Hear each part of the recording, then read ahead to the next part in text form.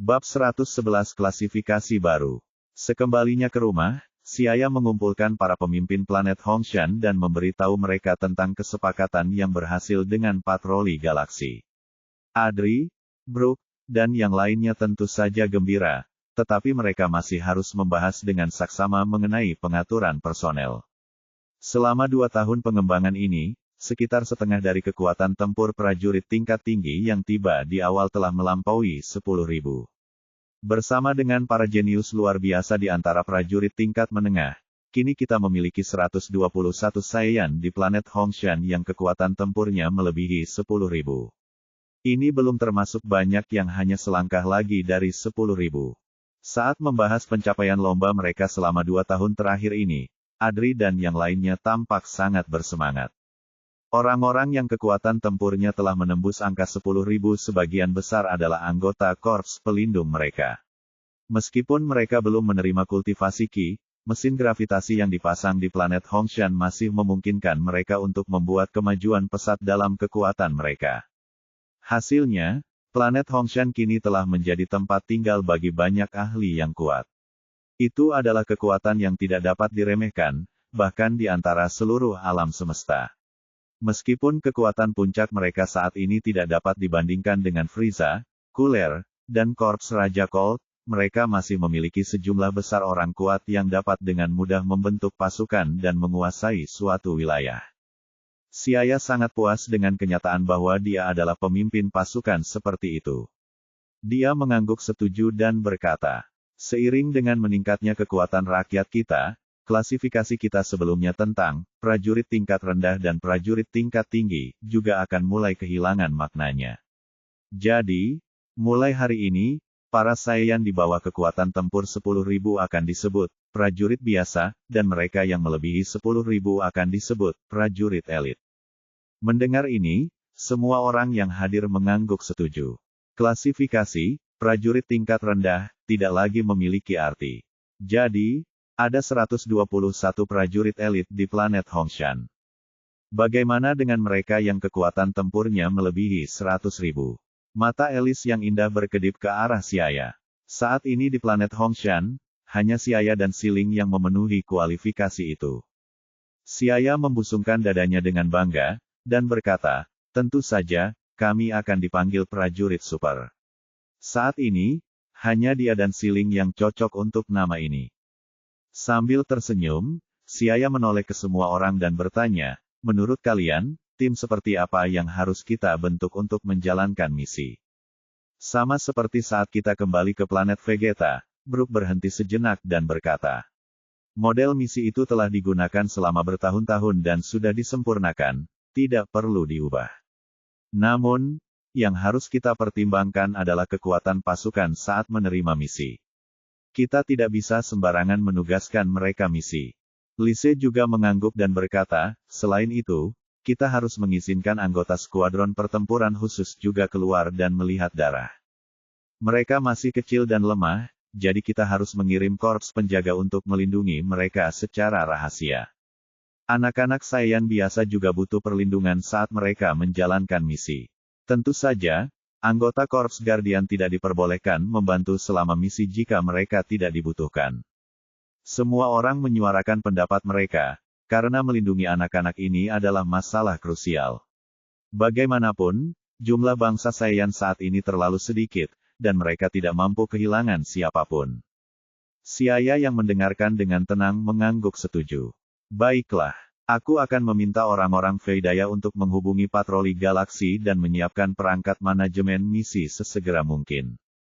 Xiaya pun membuat keputusan akhir, yang secara efektif mengakhiri pertemuan tersebut. Kemudian, saat mereka mengobrol santai, Xiaya berbicara tentang apa yang telah diperolehnya di planet Yardrat serta berbagai insiden yang terjadi selama perjalanan. Setelah mendengarnya, ekspresi semua orang menunjukkan ketidakpercayaan yang mendalam. Paladi memukul meja dengan keras dan berteriak keras, "Kamu benar-benar hebat Xiaya, selama ini kupikir kekuatan tempurmu hanya 150.000. Tapi, kamu sudah menembus 240.000. Tapi kali ini kau benar-benar terlalu gegabah. Cooler sangat kuat, kau benar-benar beruntung bisa selamat kali ini. Di masa depan, kau mungkin tidak seberuntung itu. Alice menepuk dadanya, tampak khawatir. Setelah bertemu Kuler, dia sebenarnya tidak langsung mencoba melarikan diri. Si ayah benar-benar terlalu percaya diri kali ini. Brooke, yang selama ini terdiam tiba-tiba berbicara. Memang, bertarung dapat membantu kita dalam terobosan, tetapi ini harus dilakukan dengan hati-hati. Bagaimanapun, kita hanya punya satu kehidupan. Melihat ekspresi khawatir semua orang, si ayah mengerti bahwa dia terlalu percaya diri dan gegabah. Yakinlah, di masa depan aku tidak akan mengambil risiko seperti itu kecuali aku memiliki keyakinan mutlak untuk mempertahankan hidupku. Sekarang setelah semuanya beres, bukankah kau mengatakan sebelumnya bahwa setiap bangsa Saiyan sangat tercemar oleh dosa? Sepertinya kita harus mencari waktu untuk keluar dan menjaga perdamaian di galaksi. Dengan nada mengejek diri sendiri, Brooke berkata, siapa yang mengira bahwa kita, bangsa Saiyan, akan berakhir sebagai penjaga perdamaian alam semesta. Ini demi kebaikan kita sendiri. Aku sendiri tidak ingin berakhir di neraka setelah aku mati. Alice tersenyum tak berdaya. Sebelumnya, dia tidak menyadari pentingnya kebaikan dan kejahatan, apalagi keberadaan dunia bawah. Namun sekarang setelah dia mengetahuinya, dia tentu tidak ingin menderita bahkan setelah dia meninggal. Namun, para Saiyan dewasa telah mengumpulkan banyak karma jahat saat berada di bawah Frieza, jadi menghapus dosa-dosa mereka tidaklah mudah. Setelah itu, si ayah berteleportasi ke planet Meishan untuk mencari orang-orang Veidaya. Mereka berada di sebuah benua yang dikelilingi oleh lautan di semua sisi. Di tengah kota, di alun-alun yang luas, sebuah bangunan berwarna abu-abu keperakan menjulang tinggi, sementara patung raksasa setinggi 100 meter berdiri tegak. Si ayah mengamati dan menyimpulkan bahwa gaya arsitekturnya sama persis dengan planet Veidaya. Tuan si ayah, Duo Kelas segera menemukan si ayah dan bergegas menghampirinya, menyapanya dengan hormat. Setelah suku Veidaya tiba di planet Meishan, mereka dapat segera menetap dan mulai memulihkan kekuatan ras mereka secara perlahan. Oleh karena itu, mereka sangat menghormati si ayah yang telah menyelamatkan mereka.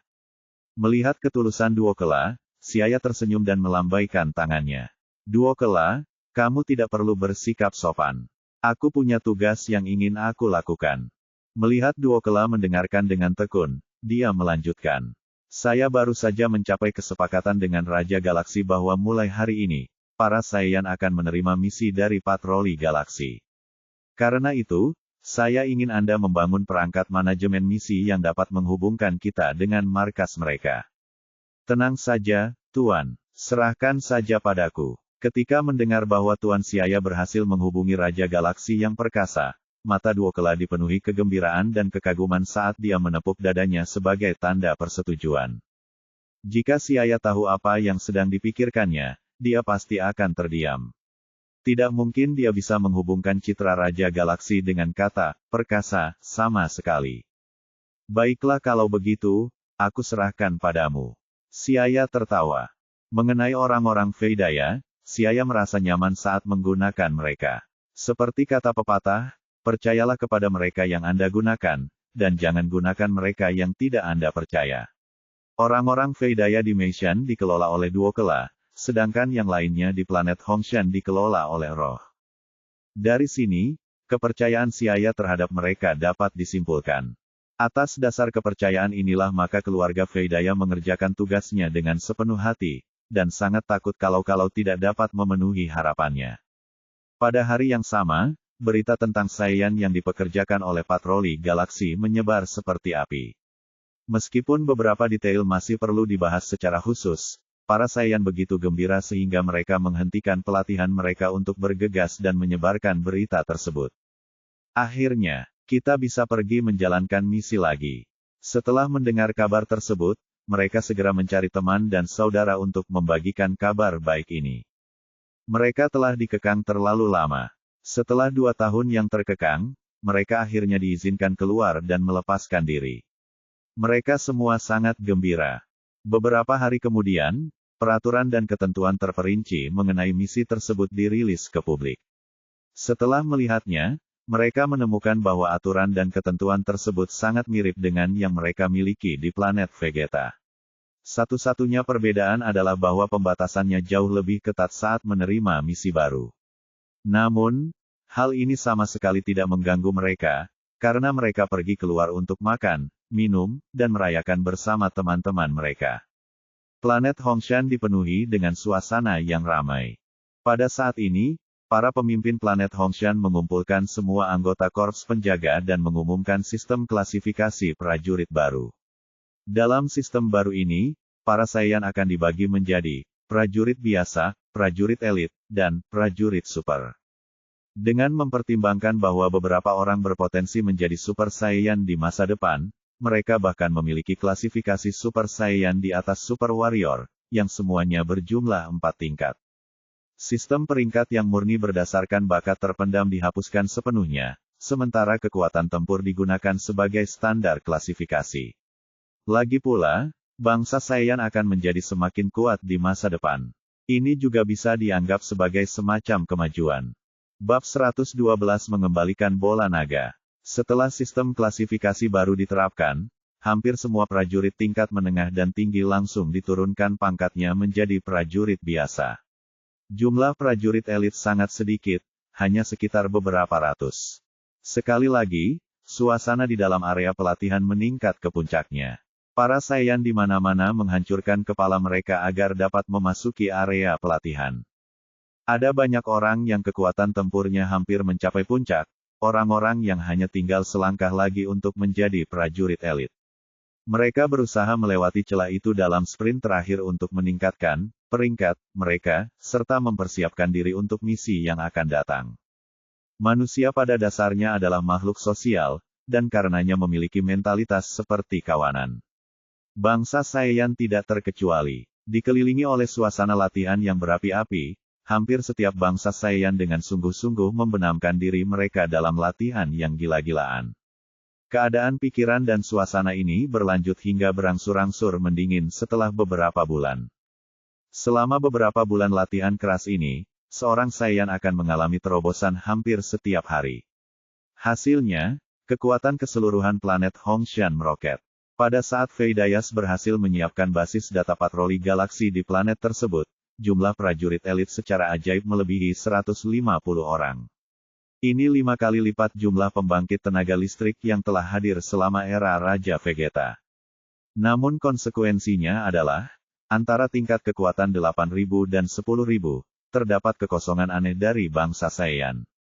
Ini seharusnya tidak mengejutkan. Bagaimanapun, kelompok kedua Saiyan yang telah dipindahkan ke planet Hongshan memiliki fondasi yang sangat dalam.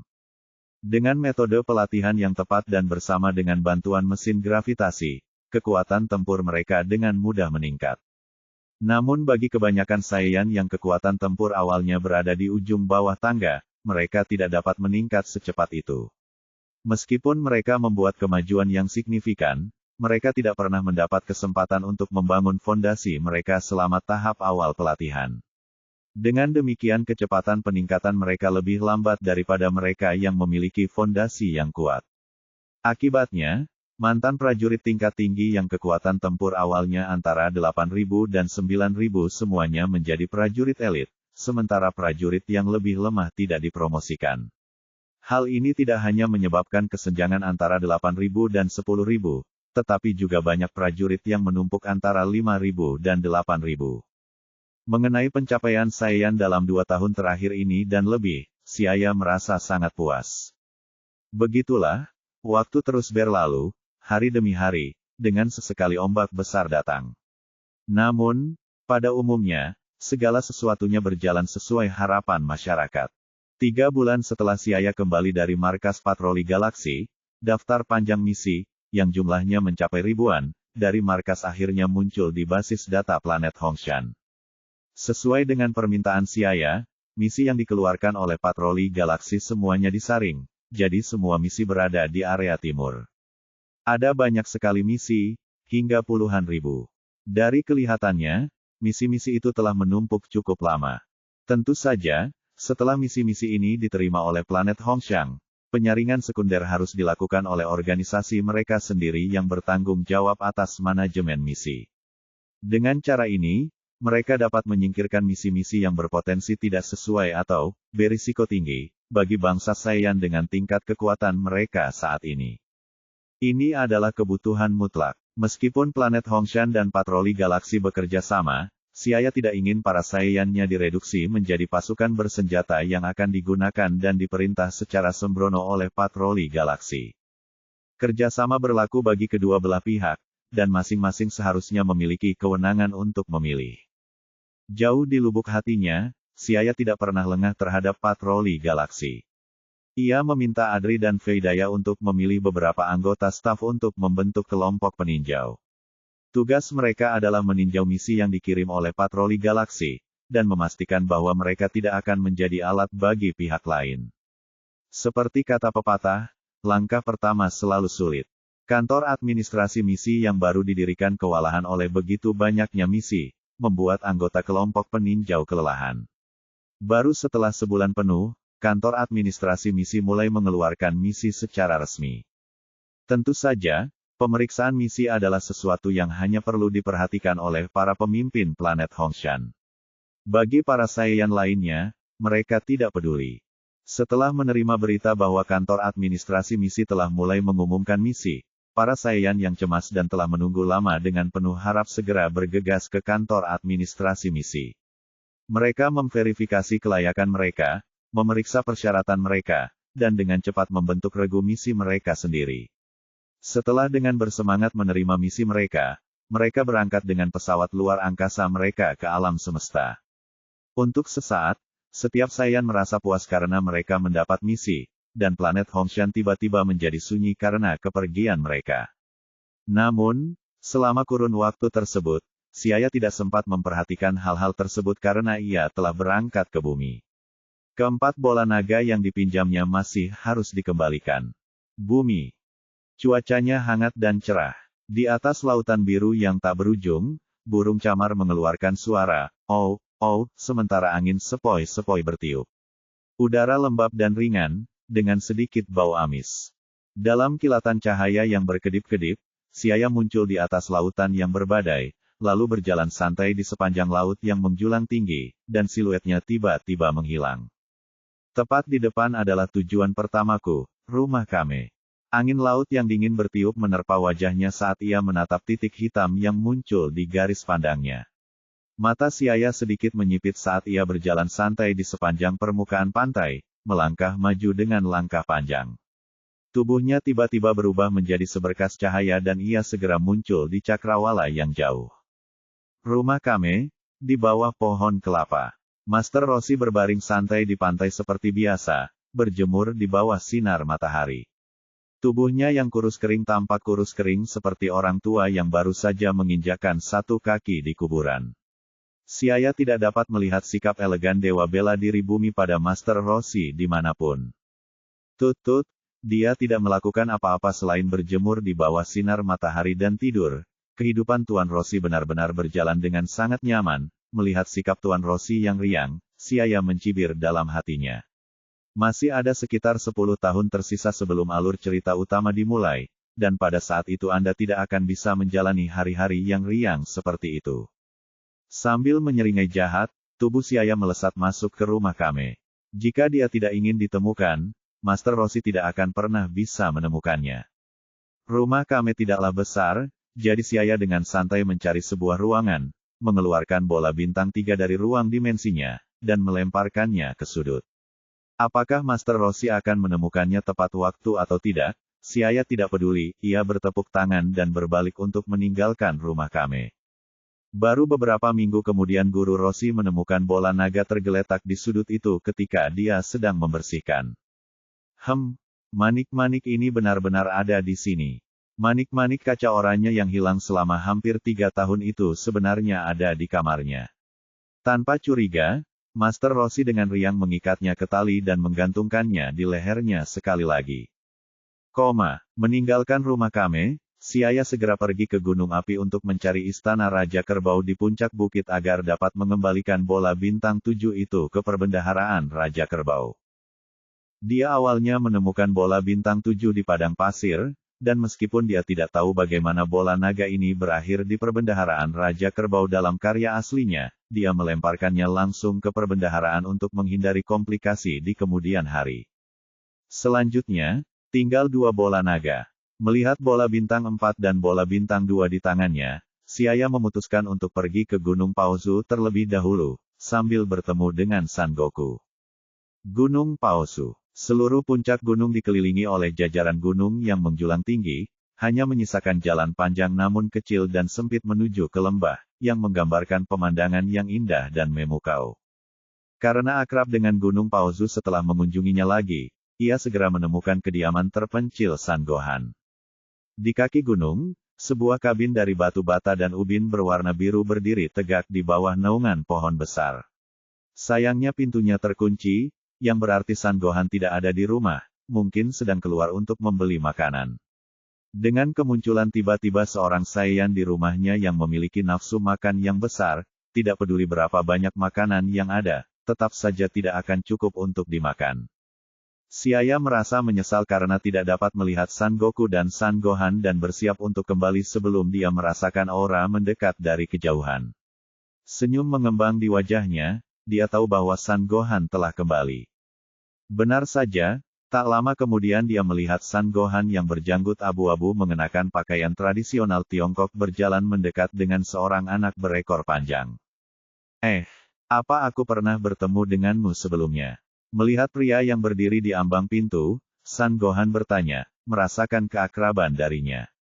Xiaya tertawa dan menatap anak kecil di samping Son Gohan.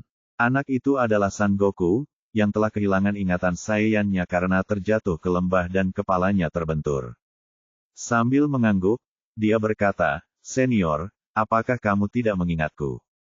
Baru 3 tahun yang lalu aku meminjam bola naga darimu." Sambil berbicara, dia mengeluarkan bola bintang 4 dan menyerahkannya.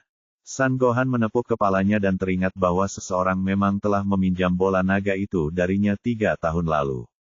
Dia hanya tidak pernah mengingatnya. Dia tidak menyangka bahwa orang itu akan kembali dan mengembalikannya.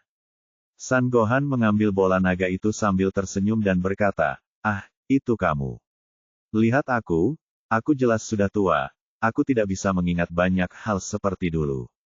Jika kamu menginginkan manik-manik ini, simpan saja, kamu tidak perlu kembali ke sini dan mengembalikannya. Dia mengambil kunci dan membuka pintu. Kemudian, dia mengundang Xiaya untuk masuk dan duduk. Karena Xiaya tidak sibuk, dia langsung setuju. Pada saat ini, Son Goku dengan penasaran berlari dan berputar mengelilingi Xiaya, penuh kejutan.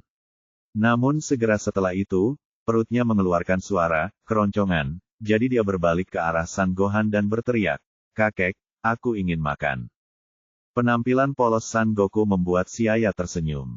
Ia berpikir, sungguh baik bagi Son Goku untuk tinggal di bumi. Jika ia berada di planet Hongshan, ia mungkin tidak akan pernah bisa mencapai prestasinya di masa depan. "Goku, tunggu sebentar, kau akan segera bisa makan." Son Gohan tersenyum dan membelai kepala Son Goku. Kemudian ia menoleh ke arah Xiaya dan berkata, "Anak ini ingin makan. Biarkan aku menyiapkan makanan untuknya." Saat berikutnya, dia mengeluarkan sebuah kotak dari dadanya. Di dalam kotak itu ada sederet kapsul kecil, yang dia lemparkan ke tanah. Awan putih menyebar keluar, dan tiba-tiba separuh ruangan terisi makanan. Kapsul Hoi Poi. Mata Xiaya berbinar, wajahnya menunjukkan ekspresi penuh pengertian. Kapsul Hoi Poi diciptakan oleh Dr. Brief, ayah Bulma. Setelah mengembangkan teknologi ini selama bertahun-tahun, teknologi ini dengan cepat menjadi populer di seluruh dunia dan menjadi barang yang wajib dimiliki oleh semua rumah tangga, terutama untuk bepergian. Bab 113 bertemu lagi dengan Korin. Sejujurnya, tidak banyak ilmuwan berbakat seperti Dr. Brief yang dapat ditemukan di alam semesta yang dapat mengembangkan kapsul Hoi Poi. Dia ingat bahwa dalam kisah Namek, Dr. Brief telah membantu Son Goku mengubah pesawat ruang angkasa alam semesta besar sambil memasang mesin gravitasi di pesawat ruang angkasa itu dalam waktu yang sangat singkat. Tingkat kejeniusannya sungguh luar biasa. Dr. Tokunosin Omori, yang telah meneliti mesin waktu saat tinggal di pulau terpencil selama beberapa dekade, juga merupakan bakat yang sangat berguna. Namun, orang-orang ini memiliki impian mereka sendiri dan tidak akan bekerja untuk Xiaya. Tentu saja, tidak masalah meskipun dia tidak dapat menggunakannya.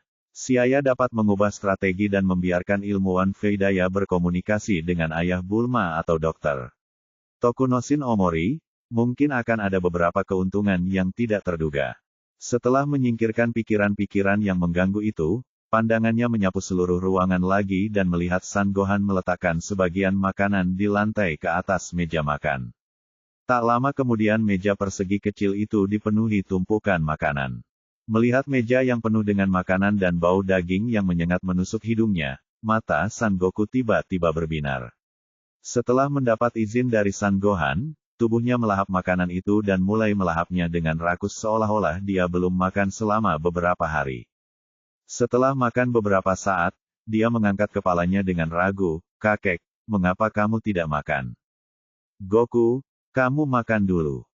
San Goku hanya bersenandung dan meneruskan makannya. Makanan di meja itu berkurang dengan kecepatan yang dapat dilihat dengan mata telanjang. Sambil tertawa terbahak-bahak, San Gohan menatapnya dengan ramah dan berkata, "Ketika aku menjemput Goku dari gunung setahun yang lalu, kepribadiannya masih sangat kasar." Kemudian dia secara tidak sengaja jatuh ke dasar tebing dan kepalanya terbentur sebelum kepribadiannya tiba-tiba menjadi lembut. Tapi aku tidak menyangka nafsu makannya akan sebesar ini. Membesarkan anak yang bisa makan banyak membuat San Gohan sangat stres. Nafsu makan Saiyan, tentu saja, besar, Xiaya mencibir dalam hati. Keberuntungan San Goku kali ini tidaklah buruk. Galactic Patrol secara khusus mengirim Jaco untuk membunuhnya. Namun setelah Jaco datang ke bumi, karena berbagai alasan ia tidak berhasil mencapai pesawat luar angkasa San Goku, sehingga untungnya San Goku selamat. Xiaya berkata tanpa ada perubahan dalam ekspresinya, kepribadian yang sederhana itu bagus. Orang yang berlatih bela diri dapat menyingkirkan pikiran-pikiran yang mengganggu yang dapat menyebabkan pencapaian mereka menjadi lebih tinggi. San Goku, hanya karena hatinya yang murni dan polos, mampu berulang kali menerobos batas-batas tubuhnya. San Gohan menatapnya dengan heran dan bertanya, apakah teman kecil itu juga seorang seniman bela diri? Hanya tahu beberapa keterampilan pamer tanpa manfaat praktis. Xiaya menjawab dengan tenang. San Gohan mengangguk saat mendengar perkataannya. Bumi memiliki budaya pelatihan bela diri yang kaya sejak zaman dahulu. Meskipun pada akhirnya, tidak banyak orang yang mampu mencapai apapun, banyak jenis sekolah bela diri yang diwariskan, dia sendiri telah belajar di bawah bimbingan master seniman bela diri Roshi, oleh karena itu dia hanya sedikit terkejut. Sekarang bola bintang 4 telah dikembalikan kepada San Gohan, Xiaya tidak akan mengganggunya lagi. Ketika hendak pergi, Xiaya membelai kepala San Goku dan berkata, "Goku, nanti latihlah ilmu bela diri dengan baik dari kakek, dan jangan sampai gagal menjadi ahli bela diri di masa depan." San Goku yang tidak mengerti, menarik kepalanya ke belakang dan tertawa polos. Identitas Goku sangatlah penting. Nanti, jangan biarkan dia melihat bulan saat bulan purnama. Kalau tidak, sesuatu yang buruk akan terjadi. Sambil berjalan ke pintu, Xiaya memperingatkan San Gohan agar membalas budi karena telah meminjamkan bola naga itu. San Gohan tidak mengerti perkataan Xiaya. Namun, melihat bahwa Xiaya tidak memiliki niat jahat, dia menganggukkan kepalanya sebagai jawaban. Mengetahui bahwa orang lain tidak mengerti apa yang dimaksudnya, Xiaya tidak peduli.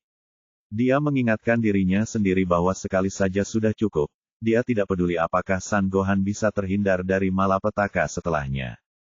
Dengan demikian, dia bahkan tidak peduli jika San Goku dapat meraih prestasi gemilang seperti yang dia lakukan dalam karya aslinya. Bagaimanapun, seseorang harus berjalan sendiri di jalan yang diinjaknya. 1 detik di surga dan 1 detik di neraka. Seseorang yang harus sukses, terlepas dari bagaimana lingkungan berubah, selalu memiliki kemampuan untuk meraih kesuksesan. Jika Anda tidak berhasil di lingkungan lain, itu hanya berarti bahwa semuanya awalnya hanya kebetulan dan keberuntungan. Tentu saja, kebetulan dan keberuntungan juga merupakan semacam kekuatan. Setelah meninggalkan Gunung Paosu, Xiaya tidak langsung berangkat ke kota barat tetapi pergi ke kota terdekat. Merampas beberapa mata uang lokal dari tangan para penjahat lokal, ia membeli berbagai jenis ikan segar dari pasar makanan laut. Kemudian, meletakkan paket-paket itu ke dalam ruang dimensi, Siaya berbalik dan pergi ke Tanah Suci Korin. Tanah Suci, Korin. Di tengah hamparan hutan hijau yang luas, sebuah menara gading besar yang kuno dan sederhana menjulang ke angkasa. Menara Korin ini tampak luar biasa, tidak peduli berapa kali aku melihatnya. Siaya mendesah saat ia melihat menara ramping yang tenggelam dalam lapisan awan dan kabut. Kemudian, tubuhnya melesat cepat, melesat ke langit. Gelombang kejut yang kuat dengan cepat menghilang ke dalam awan putih. Saat tubuhnya terus naik, sebuah titik hitam muncul di garis pandangnya. Bangunan bulat di puncak menara Korin berada tepat di depan matanya. Sambil bergegas, tubuh Siaya tiba-tiba berhenti di ketinggian yang sama dengan bangunan di puncak menara. Tubuhnya bergerak dengan tenang dan melangkah ke menara Korin. Di menara Korin, Korin sedang tidur dengan nyaman di kursi, tidak menyadari kedatangan Siaya. Setelah menepuk-nepuk tubuh Korin beberapa kali, Korin membalikkan tubuhnya dan terbangun, lalu tiba-tiba melihat seseorang muncul di hadapannya. Ia tampak linglung sejenak, lalu baru membuka matanya lebar-lebar dan bereaksi. "Oh, bukankah ini Siaya? Kapan kamu datang ke bumi?"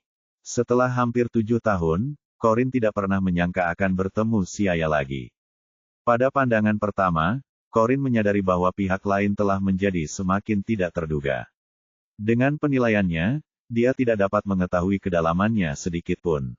Namun, persahabatan yang dibangun bertahun-tahun lalu membuat Korin tidak khawatir bahwa Siaya akan mengancam bumi. "Hahaha, Korin abadi, kau tidak tahu, tapi aku pernah datang ke bumi 3 tahun lalu. Aku tidak datang hanya untuk mencarimu.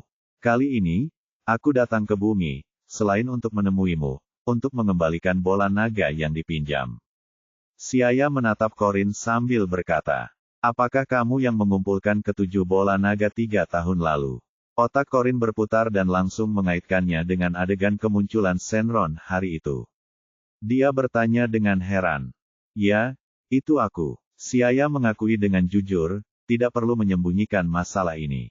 Sambil bersandar pada tongkatnya, Korin berjalan mendekat sambil membelai jenggotnya, dan berkata, "Aku berpikir siapakah orang yang begitu kuat sehingga mereka dapat mengumpulkan 7 bola naga.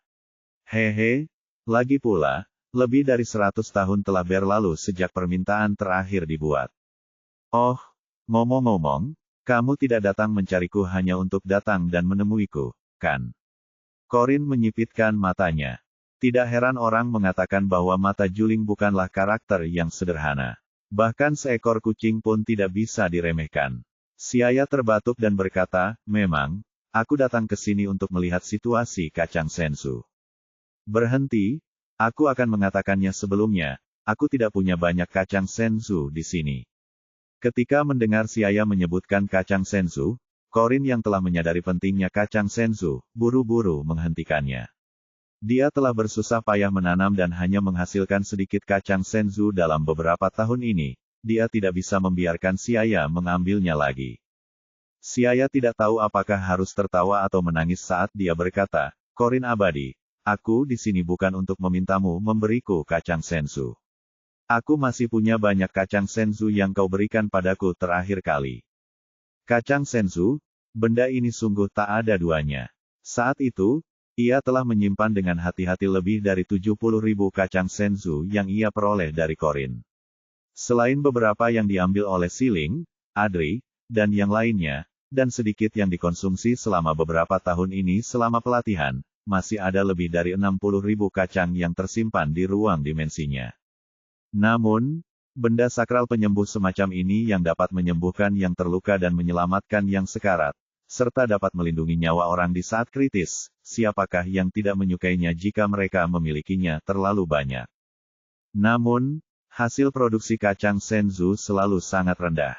Bahkan jika Korin mendengarkannya dan meningkatkan hasil pertaniannya, saya khawatir dalam beberapa tahun ini dia tidak akan dapat memanen banyak kacang sensu.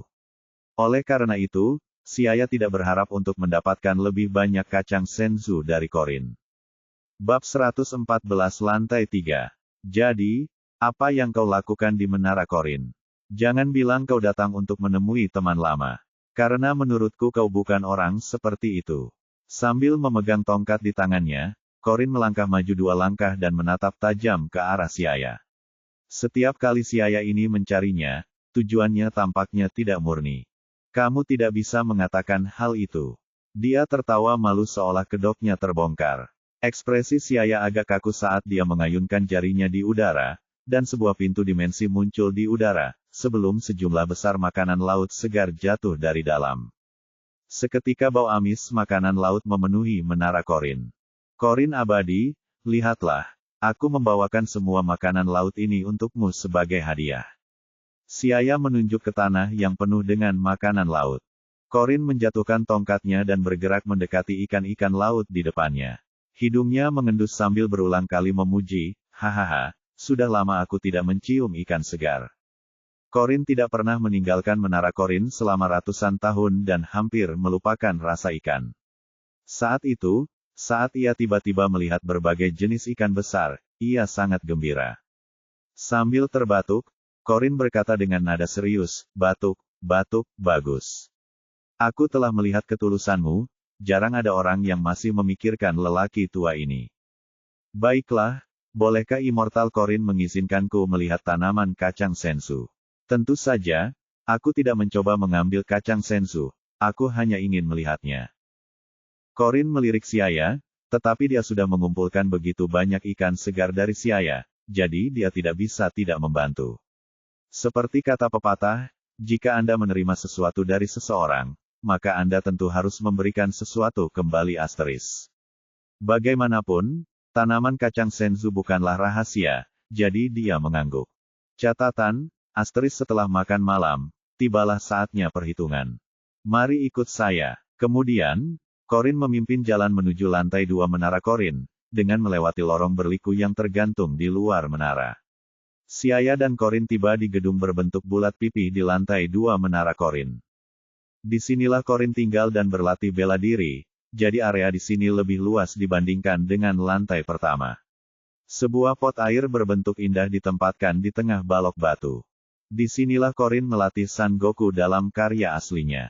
Melihat ini, Siaya cepat bereaksi.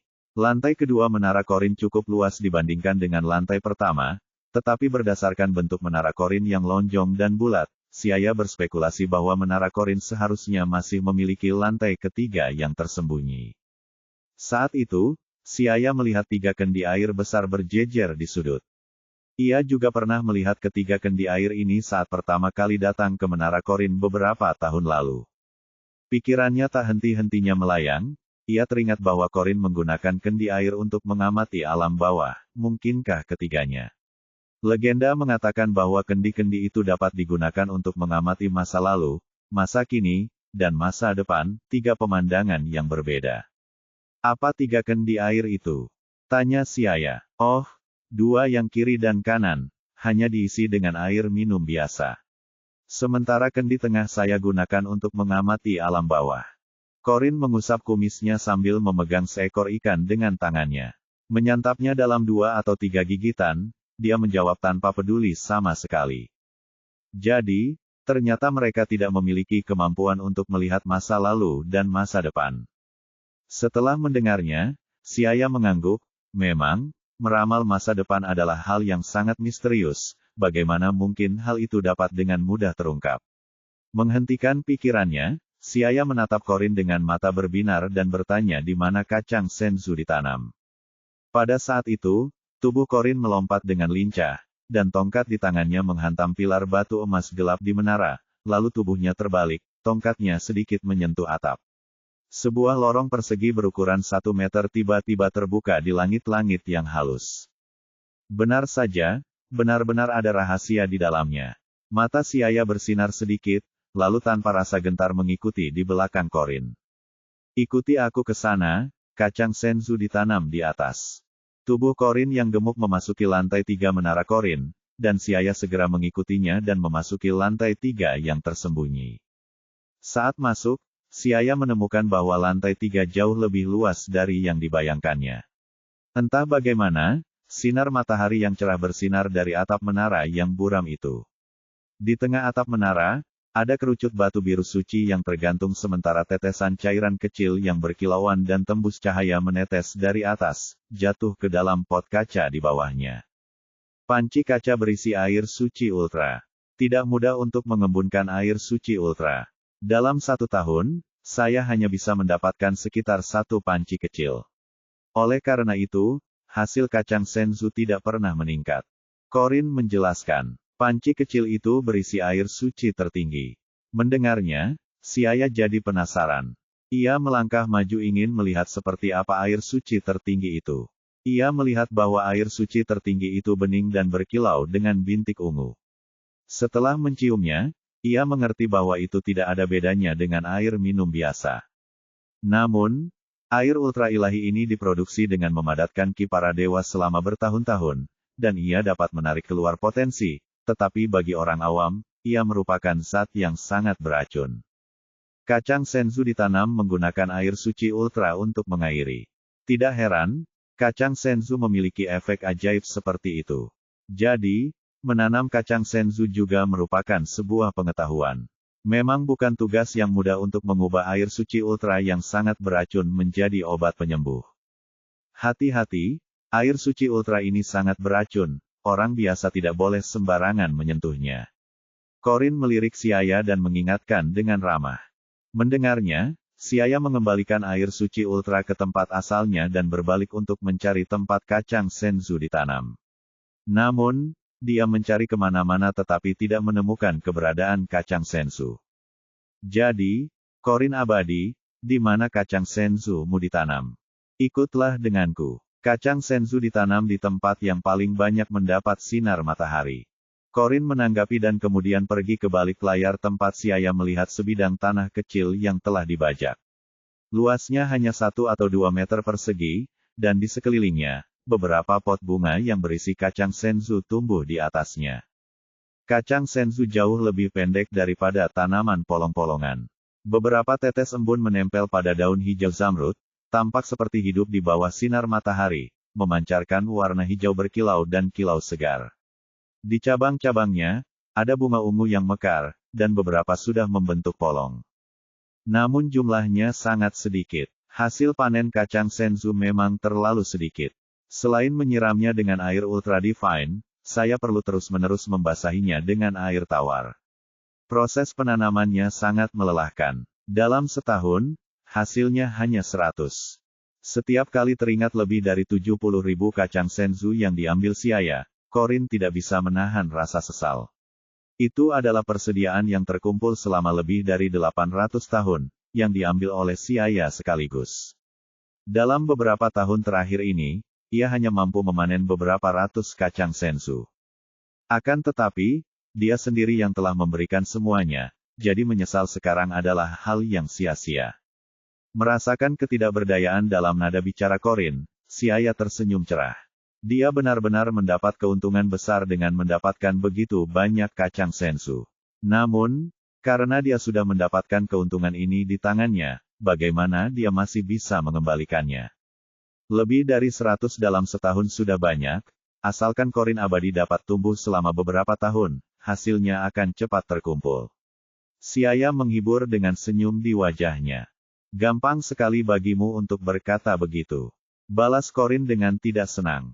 Siaya berbicara sambil menyeringai, akhir-akhir ini, di dunia manusia, ada sesuatu yang sedang populer yang disebut kapsul hoi poi yang dapat digunakan untuk mengawetkan makanan. Lain kali, aku akan membawakannya untukmu. Oh, aku juga pernah mendengar tentang hal itu. Sebaiknya kau mengisinya dengan ikan lain kali kau datang.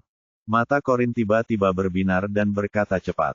Setelah selesai berbicara, dia merasa telah kehilangan sikap ahlinya, jadi dia segera menutup mulutnya. Terlepas dari apakah itu Corin atau yang lainnya, selama itu adalah kucing, ia pasti ingin makan ikan. Siaya mencibir dalam hatinya. Namun, ia mengabaikan fakta bahwa Corin sudah tidak pernah turun ke Menara Corin selama ratusan tahun, jadi ia tentu tidak dapat membayangkan kerinduan Corin terhadap ikan. Bab 115 Gadis Kecil di Desa Pegunungan. Siaya menatap Corin, mengenai permintaannya dia tentu saja menyetujuinya karena itu hanya masalah sepele baginya. Setelah melihat tanaman kacang senzu, si ayah semakin menginginkan penanaman kacang senzu secara massal. Lagi pula, ada banyak orang Saiyan di planet Hongshan dan kacang senzu mungkin dibutuhkan kapan saja.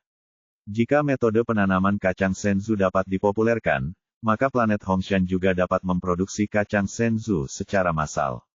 Kemudian, mereka dapat menggunakan kacang senzu sebagai cadangan strategis atau juga akan bagus sebagai hadiah, tetapi premisnya adalah kacang senzu dapat diproduksi secara massal. Ini adalah masalah yang rumit. Kacang senzu korin ditanam seperti bengkel kecil, sangat teliti, tetapi tidak dapat meningkatkan hasil produksi. Inti masalahnya masih pada masalah lingkungan tumbuh kacang senzu. Air Dewa Ultra dipadatkan dari kekuatan supernatural, yang saya khawatirkan tidak dapat digantikan dengan menggunakan cara ilmiah dan teknologi biasa. Tanpa air Dewa Ultra, tidak perlu berbicara tentang menanam kacang senzu. Memikirkan hal ini, alis si ayah berkerut. Tampaknya penanaman massal kacang senzu masih jauh dari kata terlaksana dan belum akan terrealisasi dalam waktu dekat. Kemudian, si ayah menyingkirkan kekhawatiran itu dan kembali mengikuti Corin ke lantai 2. Setelah melihat Corin menyimpan semua makanan laut di lantai, si ayah pun mengobrol dengannya tentang latihan. Keterampilan si ayah saat ini telah melampaui imajinasi Corin, dan konsep seni bela dirinya juga telah merumuskan serangkaian teorinya sendiri. Namun, sebagai seorang guru terkemuka, si ayah percaya bahwa wawasan Corin yang telah berpengalaman selama beberapa ratus tahun pastilah unik. Mungkin, Corin dapat melihat beberapa masalah yang telah diabaikannya. Yang disebut daun di depan mata menutup gunung Tai Asteris, seringkali mudah untuk mengabaikan beberapa detail yang merupakan akal sehat. Terkadang, seseorang perlu menerima pendapat orang lain. Catatan, Asteris pandangan seseorang terhadap hal-hal penting tertutupi oleh hal-hal remeh. Kekuatan pribadi Corin mungkin tidak kuat, tetapi justru karena itulah ia telah bekerja keras pada fondasinya selama bertahun-tahun. Oleh karena itu, pengetahuan teoritis yang terkumpul tidak dapat diabaikan dan si ayah telah mencari Corin. Kemudian, seperti yang diharapkan, di bawah penyortiran Corin, si ayah menemukan beberapa hal yang telah ia abaikan. Kemudian ia fokus pada masalah-masalah ini dan satu persatu memperbaikinya, membuat seni bela dirinya lebih lancar dan sempurna. Setelah mengucapkan selamat tinggal kepada Corin, si ayah melompat dari menara Corin dan terbang ke arah kota barat. Melihat punggung si ayah yang semakin menjauh, Corin berdiri di samping pagar menara Corin dan menatap langit cerah yang luas dengan mata menyipit. Si ayah, orang ini semakin tak terduga seperti lautan, kecuali ombak di laut, batasnya tidak dapat dilihat sama sekali. Di sebuah desa terpencil, jalan setapak yang curam berkelok-kelok naik turun di sekitar gunung. Ini adalah desa sederhana yang jauh dari hiruk-pikuk kota. Pada saat ini, serangkaian suara benturan memecah ketenangan desa pegunungan. Sekelompok bandit mengayunkan pedang lebar kemana-mana, membakar, merampok, dan menjarah. Penduduk desa yang tidak bersalah tewas di bawah pedang lebar bandit yang kejam. Orang tua, kemana kau lari? Cepat serahkan barang yang kau pegang. Seorang lelaki berotot dengan wajah menyeramkan menyerang seorang lelaki tua bungkuk, menebas beberapa kali dengan pedangnya sebelum merampas bungkusan yang dipegang erat oleh lelaki tua itu dengan tangan satunya. Kakek, kakek, teriakan memilukan terdengar, dan seorang gadis kecil berambut biru berlari ke arah lelaki tua yang terjatuh ke tanah sambil menangis terseduh-seduh. Ketika para bandit melihat ini, mereka tertawa kejam, hahaha, dan membuka bungkusan yang mereka rampas untuk memeriksanya. Di dalamnya ada sebuah kaleng kayu, sambil mengocoknya, mereka bisa mendengar suara koin berderak dari dalam. Hahaha, uangnya banyak banget. Hei, gadis kecil jangan nangis, dan mari kita lihat apakah kamu punya kaleng seperti itu. Beberapa bandit saling melirik, dan sambil menjilati bibir mereka, mengambil pedang berdarah dan melangkah maju. Di bawah sinar matahari yang bersinar, pisau dingin itu berkilauan dengan cahaya dingin yang menyilaukan. Dasar bajingan. Dengan air mata di matanya, gadis berambut biru itu menatap penuh kebencian ke arah bandit-bandit itu. Entah bagaimana rambut birunya yang halus tiba-tiba berubah menjadi emas, dan ekspresi garang muncul di matanya. Para bandit itu terkejut dengan perubahan mendadak pada gadis kecil itu. Pemimpin bandit itu mundur selangkah lalu meludah karena malu. Ia lalu menyerbu ke arah gadis kecil itu, menjadi marah karena malu. Saat itu terdengar suara dentuman. Tanpa diduga, gadis kecil itu tiba-tiba dengan lincah memukul pemimpin bandit itu, menjatuhkannya ke tanah, dan kemudian dia berlari ke sebuah rumah kayu kecil. Apa yang kau lihat? Cepat tangkap gadis kecil itu untukku, Pei. Pemimpin bandit itu membentak dengan keras. Raut wajah bawahan itu dingin saat mereka memperlihatkan kilatan kejam dan kemudian bergegas menuju rumah kayu kecil itu sambil berteriak dan menjerit. Pada saat itu, pintu rumah kayu itu terbuka, dan para bandit itu bergegas maju, takut mangsanya akan dirampok oleh yang lain. Namun tiba-tiba para bandit itu menunjukkan ekspresi ketakutan dan semuanya mundur ke belakang. Mereka melihat gadis kecil itu berjalan keluar sambil memegang senapan mesin ringan panjang yang sama tingginya. Apa yang kau takutkan? Dia hanya seorang gadis kecil, dia tidak tahu cara menembak. Sang pemimpin bandit terus memaki, tetapi bawahannya menjadi ragu-ragu setelah melihat senapan mesin ringan itu dan tidak berani maju dengan gegabah. Tidak berguna, ekspresi marah terpancar di matanya, pemimpin bandit itu sangat tidak senang. Matanya yang kejam menatap bawahannya, lalu dia sendiri melangkah maju. Gadis kecil, patuhi benda di tanganmu, mungkin aku masih bisa meninggalkanmu dengan mayat yang utuh, kalau tidak. Matanya yang cabul dengan nakal menyapu tubuh gadis itu.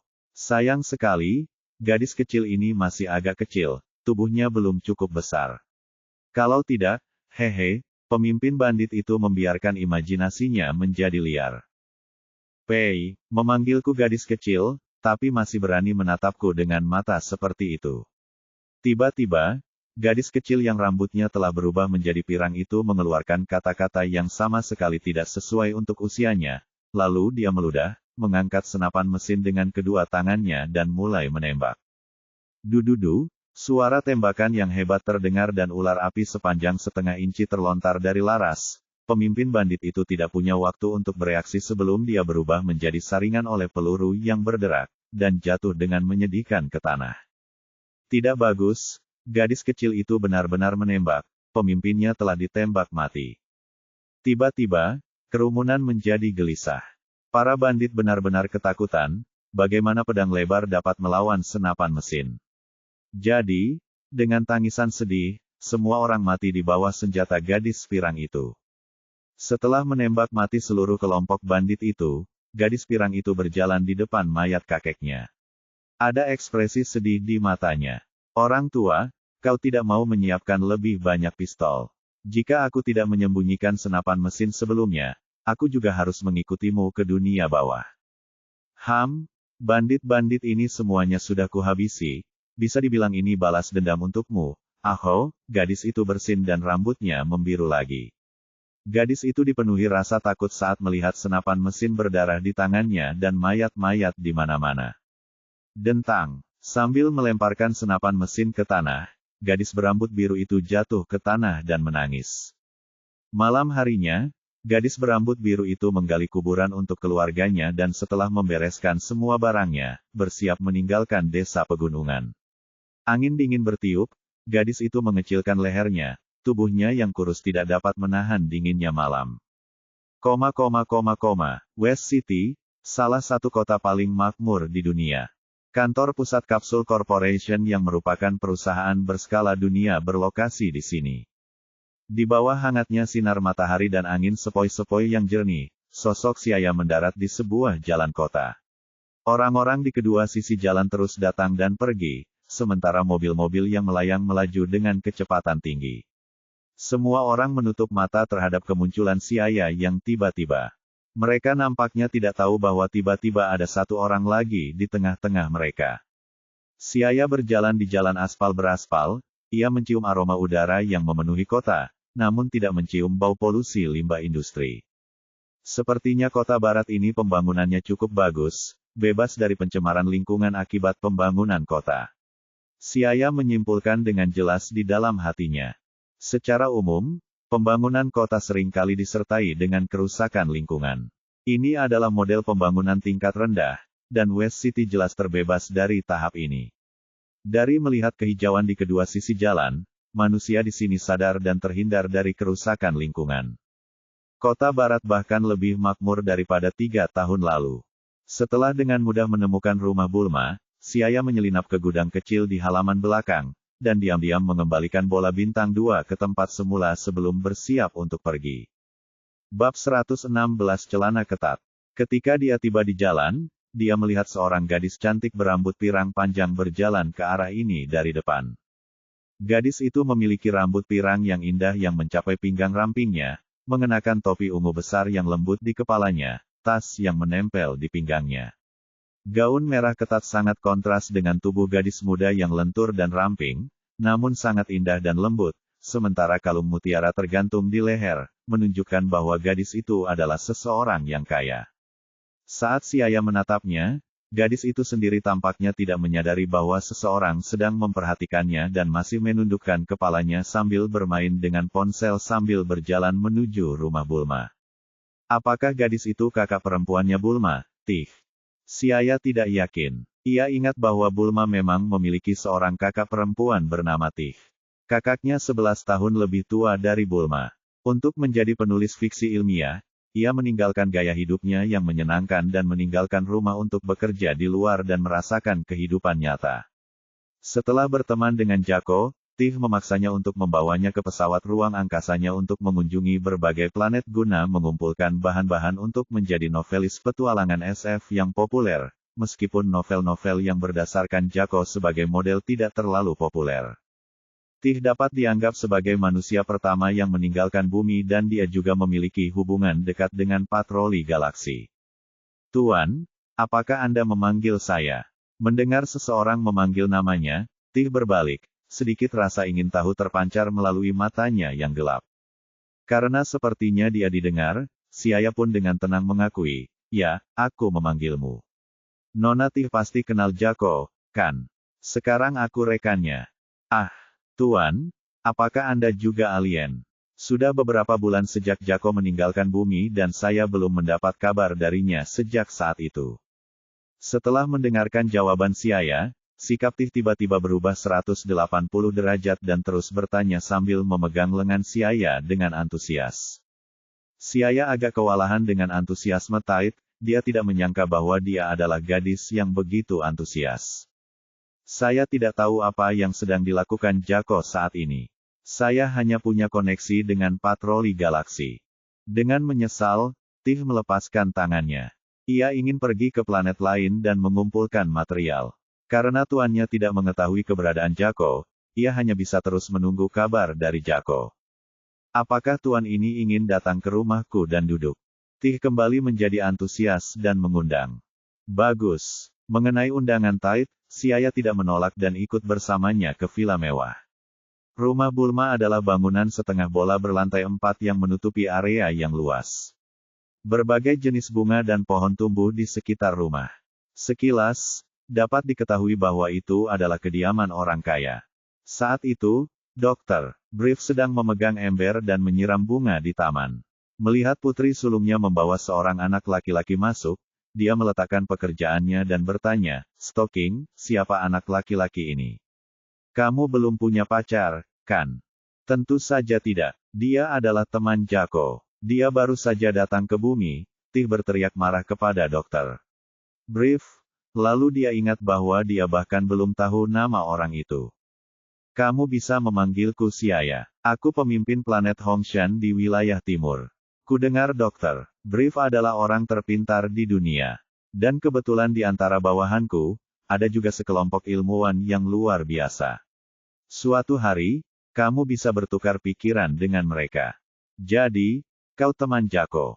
Apa kau baru saja berbicara tentang teknologi alien?" Ketika berbicara tentang teknologi, Brief tiba-tiba menjadi tertarik. "Baguslah kalau begitu, aku belum bisa mempelajari pesawat luar angkasa Jako dengan baik ketika dia datang terakhir kali."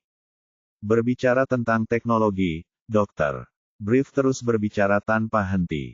Siaya merasa tidak terbayangkan bahwa lelaki tua kurus lusuh di hadapannya ini adalah seorang ilmuwan yang mampu menciptakan kapsul Hoi Poi, teknologi yang sangat hebat. Dalam arti tertentu, Ayah Bulma adalah ilmuwan yang telah melakukan penelitian paling mendalam mengenai teknologi luar angkasa di bumi, sementara Dr. Tokunosin Omori telah melakukan penelitian paling mendalam mengenai waktu. Dan akhirnya, Bulma menciptakan mesin waktu, yang merupakan penggabungan data penelitian Dr. Brief dan Dr. Tokunosin Omori. Dia tinggal di rumah Bulma untuk waktu yang lama, dan melihat Bulma kecil selama waktu itu. Saat ini, Bulma baru berusia 6 tahun. Rambutnya yang berwarna ungu muda diikat menjadi 2 kepang. Sambil memegang laser di tangannya, dia tampak nakal. Dia dibawa oleh ibunya yang tampaknya telah bertahan dengan berlalunya waktu, ke meja makan. "Hei, kakak bilang kamu alien." Sambil mengarahkan moncong pistol mainan laser di tangannya ke arah si ayah, Bulma bertanya dengan sedikit gugup. "Benar sekali. Bukan hanya aku alien, aku juga punya banyak bawahan alien, dan semuanya sangat kuat. Lalu apakah kau akan menyerbu bumi?" "Hehe, ini tergantung suasana hatiku. Kalau aku tidak senang, mungkin aku akan menghapus semua manusia di bumi dengan melambaikan tanganku," kata Sia setengah bercanda. "Tut, siapa yang kau coba tipu? Seolah-olah aku akan percaya padamu." Bulma mencibirkan bibirnya dengan jijik dan meletakkan mainan laser di tangannya. Dia sudah memperlakukan si ayah sebagai penipu, bagaimana mungkin ada alien yang tampak sama dengan penduduk bumi?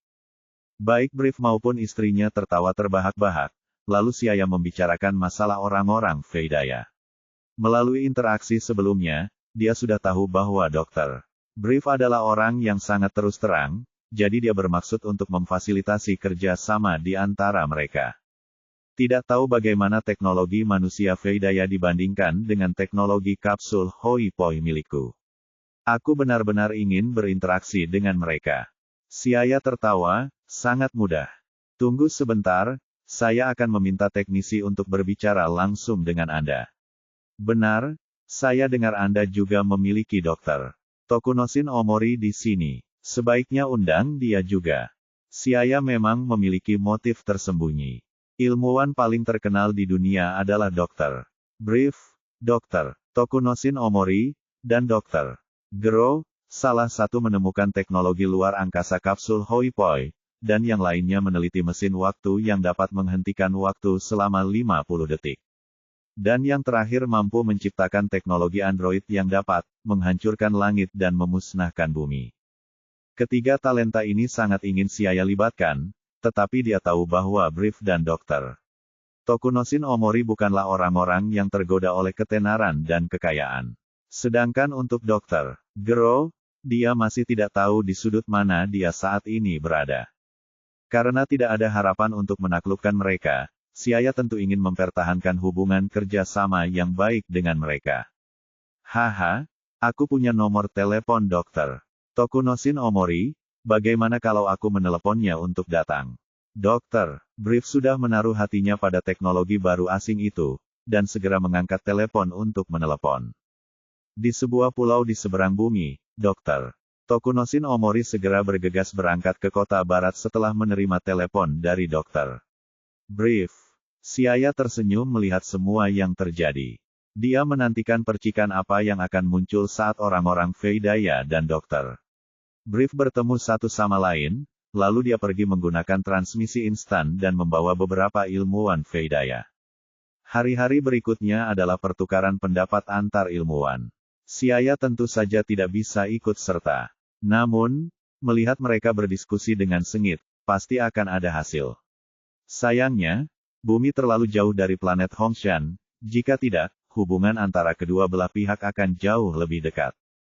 Setelah menghabiskan beberapa hari di rumah Bulma dan berjanji pada Tih untuk memberinya pesawat luar angkasa, si ayah meninggalkan kota barat. Si ayah tidak langsung meninggalkan bumi, tetapi mulai membeli makanan dengan sembarangan seperti 7 tahun lalu. Hal ini menyebabkan krisis pangan lainnya di kota kecil tempat si ayah tinggal. Tak lama kemudian, ruang dimensi si ayah dipenuhi dengan makanan yang tak terhitung jumlahnya. Bab 117 Peluncuran. Pada suatu sore yang hangat dan cerah, angin sepoi-sepoi yang sejuk membawa sedikit hawa dingin. Karena planet ini miring ke arah utara, sinar matahari masih terasa agak dingin. Siaya check-in ke hotel dan bersiap untuk beristirahat. Pada saat itu, terdengar beberapa kali teriakan memilukan dari toko pakaian sebelah, dan kemudian dia melihat sekelompok besar orang berlarian keluar dari toko dengan panik, sambil berteriak-teriak. Apa yang terjadi di sebelah? Apakah itu perampokan atau pembunuhan? Siaya berspekulasi dalam hatinya, namun, dia tidak punya niat untuk campur tangan, karena hidup atau mati orang biasa tidak ada hubungannya dengan dia. Meskipun Siaya selalu menjaga hati nuraninya sebagai manusia, sebagai seorang Saiyan, sifatnya tidak mengizinkannya menaruh orang lemah di matanya. Pemilik, berikan saya kamar terbaik. Sebuah suara yang dalam dan kuat muncul, dia melihat sosok kurus kering berjalan memasuki hotel yang tiba di meja depan dan berkata dengan nada yang tak terbantahkan. Pria itu tampak kurus kering dan memiliki kuncir kuda di belakangnya. Ia mengenakan pakaian bela diri hitam di bagian dalam, sementara di bagian luar ditutupi dengan pakaian merah muda, dan memiliki tulisan besar, "Bunuh," di dada kirinya. Warna merah cerah itu tampak berlumuran darah. Pembunuh nomor 1 di bumi, Mercenari Tao. Pemilik hotel itu melihat dengan jelas wajah orang yang datang dan langsung terlihat seperti melihat hantu, wajahnya pucat pasi, sementara tubuhnya mulai gemetar. Suaranya bergetar ketika berkata, "Baiklah. Baiklah, saya akan segera mengaturnya. Tunggu sebentar, singkirkan juga semua orang di hotel. Aku tidak ingin tinggal dengan siapapun lagi." Mercenari Tao berkata dengan dingin. "Ya, ya." Pemilik hotel menganggukkan kepalanya dengan patuh, takut membuat yang lain tidak senang. Tao mercenari ini memang sombong, tapi dia juga ahli di bumi. Bagaimana mungkin dia tidak punya sedikit amarah? Siaya berdiri di satu sisi, dan melihat dengan tenang. Mercenari Tao adalah pembunuh bayaran nomor 1 di bumi. Ia adalah salah satu dari sedikit ahli yang sangat terampil yang namanya setara dengan Master Roshi. Ia bahkan lebih kuat dari Master Roshi. Dalam karya aslinya, Mercenari Tao disewa oleh Red Ribbon Army untuk merampok bola naga milik Son Goku. Dan kemudian dikalahkan oleh Son Goku yang telah memanjat menara korin. "Wah, kau tidak mendengar apa yang kukatakan." Mercenari Tao berkata dengan acuh tak acuh tanpa menoleh ke arahnya. Sebagai ahli yang sangat terampil di bumi, Mercenari Tao selalu memiliki aura yang mengagumkan, tetapi ia tampaknya telah menggunakan aura yang mengagumkan ini pada target yang salah. Selain itu, Siaya tidak menyukai bau darah gelap di tubuhnya. Pembunuh nomor 1 di bumi, Mercenari Tao. Kau tidak tahu bagaimana harus bersikap. Dengan penuh minat, Siaya tidak berekspresi saat berbicara. Tidak peduli seberapa sombongnya Mercenari Tao di bumi, kekuatan pertempurannya hanya 150, dia hanyalah seekor semut di matanya. Prajurit bayaran Tao mengangkat alisnya, dia tidak suka Siaya menatapnya dengan ekspresi seperti itu. Rasanya seperti melihat seekor semut. Biasanya, hanya dia yang melihat orang lain seperti ini. Melihat sikap orang lain terhadapnya begitu lancang, raut wajah prajurit bayaran Tao menjadi gelap. Dua tamu, pemilik hotel menyeka keringatnya dan kemudian lari bersembunyi di balik tembok, takut. "Hehe, sudah lama sekali tidak ada orang yang berani bersikap sombong di hadapanku. Kalau begitu, jangan salahkan paman ini karena telah membuat kamu tidak bisa mati meskipun kamu ingin mati." Dalam sekejap, aura pembunuh yang pekat keluar dari tubuh Mercenari Tao yang menyebabkan suhu di sekitarnya turun beberapa derajat, dan bau darah menyebar. Melihat Mercenari Tao melebih-lebihkan dirinya sendiri, Siaya membuka mulutnya dan tidak bisa menahan diri untuk tidak memutar matanya, merasa agak lucu. Kekuatan pertempuran yang sangat rendah, hanya ada di angka 1000, namun dia berani melepaskan aura pembunuh di depannya, seperti pengemis yang memamerkan kekayaannya di depan orang kaya. Benar-benar konyol. Mempermalukan dirinya sendiri. Melihat ini, Siaya menggelengkan kepalanya. Segera, dia melambaikan tangannya ke arah Mercenari Tao, dan segera muncul angin telapak tangan yang ganas, yang bersiul ke arah Mercenari Tao dengan momentum yang mengguncang bumi. Huala! Angin telapak tangan itu mengenai tubuh Mercenari Tao yang menyebabkan raut wajahnya berubah drastis saat dia menunjukkan ketidakpercayaan di wajahnya. Kekuatan yang sangat besar menghantam tubuhnya, bagaikan kekuatan 30.000 kati yang menghantam tubuhnya. Di hadapan kekuatan yang sangat besar ini, Mercenari Tao tidak mampu melawan. Tubuhnya menghantam dinding hotel dengan keras dan berubah menjadi meteor sebelum menghilang di cakrawala. Dengan kekuatan Siaya, bahkan jika menyerang dengan santai, itu dapat menyebabkan mercenari Tao terluka parah atau mati. Tanpa istirahat beberapa bulan, dia seharusnya tidak berpikir untuk bangun. Tamu ini, tapi orang itu adalah pembunuh nomor 1 di bumi. Pemilik hotel itu gemetar dan berlari keluar, dahinya basah oleh keringat. Orang macam apa pemuda ini, pembunuh bayaran nomor 1 di bumi, Tao, dibuang begitu saja olehnya. Siapkan kamar untukku. Suara Siaya terdengar acuh tak acuh. Ya, saya akan segera mengaturnya. Pemilik hotel buru-buru menelepon, dia akan mengabulkan apapun yang diminta Siaya. Pada saat itu, Siaya melihat seorang gadis muda sedang tidur di atas lempengan di luar hotel. Gadis itu berpakaian lusuh dan berambut biru tua. Dia tampak seperti baru berusia 8 atau 9 tahun. Dari wajahnya yang cantik dan halus, dapat dilihat bahwa ketika dia dewasa, dia pasti akan menjadi wanita cantik, yang mampu menyebabkan kehancuran sebuah kota. Cuaca berangsur-angsur berubah dingin, dan pakaian gadis itu agak tipis. Melihat penampilan gadis itu yang lembut dan menawan, Siaya sedikit linglung dan tidak bisa menahan rasa iba. Dia berjalan mendekat dan membangunkan gadis itu, lalu membiarkan pelayan hotel menyiapkan beberapa set pakaian musim dingin untuk gadis itu. Baginya, itu hanya usaha kecil, tetapi membuat gadis itu tersentuh secara emosional, air mata mengalir di sudut matanya. Keesokan harinya, Siaya menikmati malam yang nyaman. Dia keluar kamar untuk makan, dan mendapati gadis yang kemarin menatapnya malu-malu sambil bersembunyi di sudut dinding, mengenakan pakaian yang diberikannya. Dia melambai ke arah gadis berambut biru dan gadis kecil itu berlari menghampiri. Gadis kecil, siapa namamu? Kenapa kamu tidak pulang? Tanya Siaya lembut. Tanpa menduga Siaya akan bertanya, gadis itu tiba-tiba mulai menangis. Namaku Laun.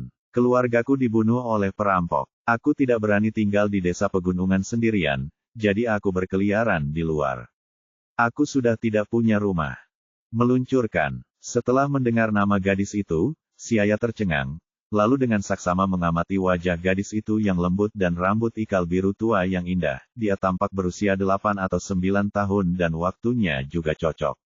Apakah keberuntunganku begitu baik sehingga aku bertemu dengan Laun dari karya aslinya? Lalu, Laun, saat kamu bersin, apakah kepribadianmu berubah? Tanya Sia. Hei, bagaimana kau tahu kalau kepribadianku berubah setelah bersin? Laun berhenti menangis dan bertanya dengan sedih, aku tidak tahu kenapa, setiap kali aku bersin kepribadianku menjadi kasar dan warna rambutku juga berubah. Dia adalah peluncur karya asli. Laun adalah salah satu karakter favorit Siaya dari karya aslinya. Laun dalam wujud berambut biru adalah gadis lemah lembut dan santun, naif dan tekun, dan ketika ia bersin, ia berubah menjadi wujud berambut pirang dan kepribadiannya menjadi sangat kasar. Ia adalah seorang perampok yang dicari di mana-mana. Dalam karya aslinya, Laun diselamatkan secara heroik oleh Son Goku dan Krillin yang membawanya ke Kame House dan sejak saat itu ia tinggal di Kame House dan bertanggung jawab atas pekerjaan rumah tangga. Kemudian, Laun si Pirang mulai menyukai Tien Shin Han di turnamen bela diri dunia dan meninggalkan Kame House, untuk tinggal bersama Tien Shin Han dan Chiaotzu. Baru kemudian di Dragon Ball Z, Tien Shin Han dan Chiaotzu datang ke Lookout untuk menerima instruksi seni bela diri dari kami, dan sejak itu tidak ada berita apapun tentang Laun.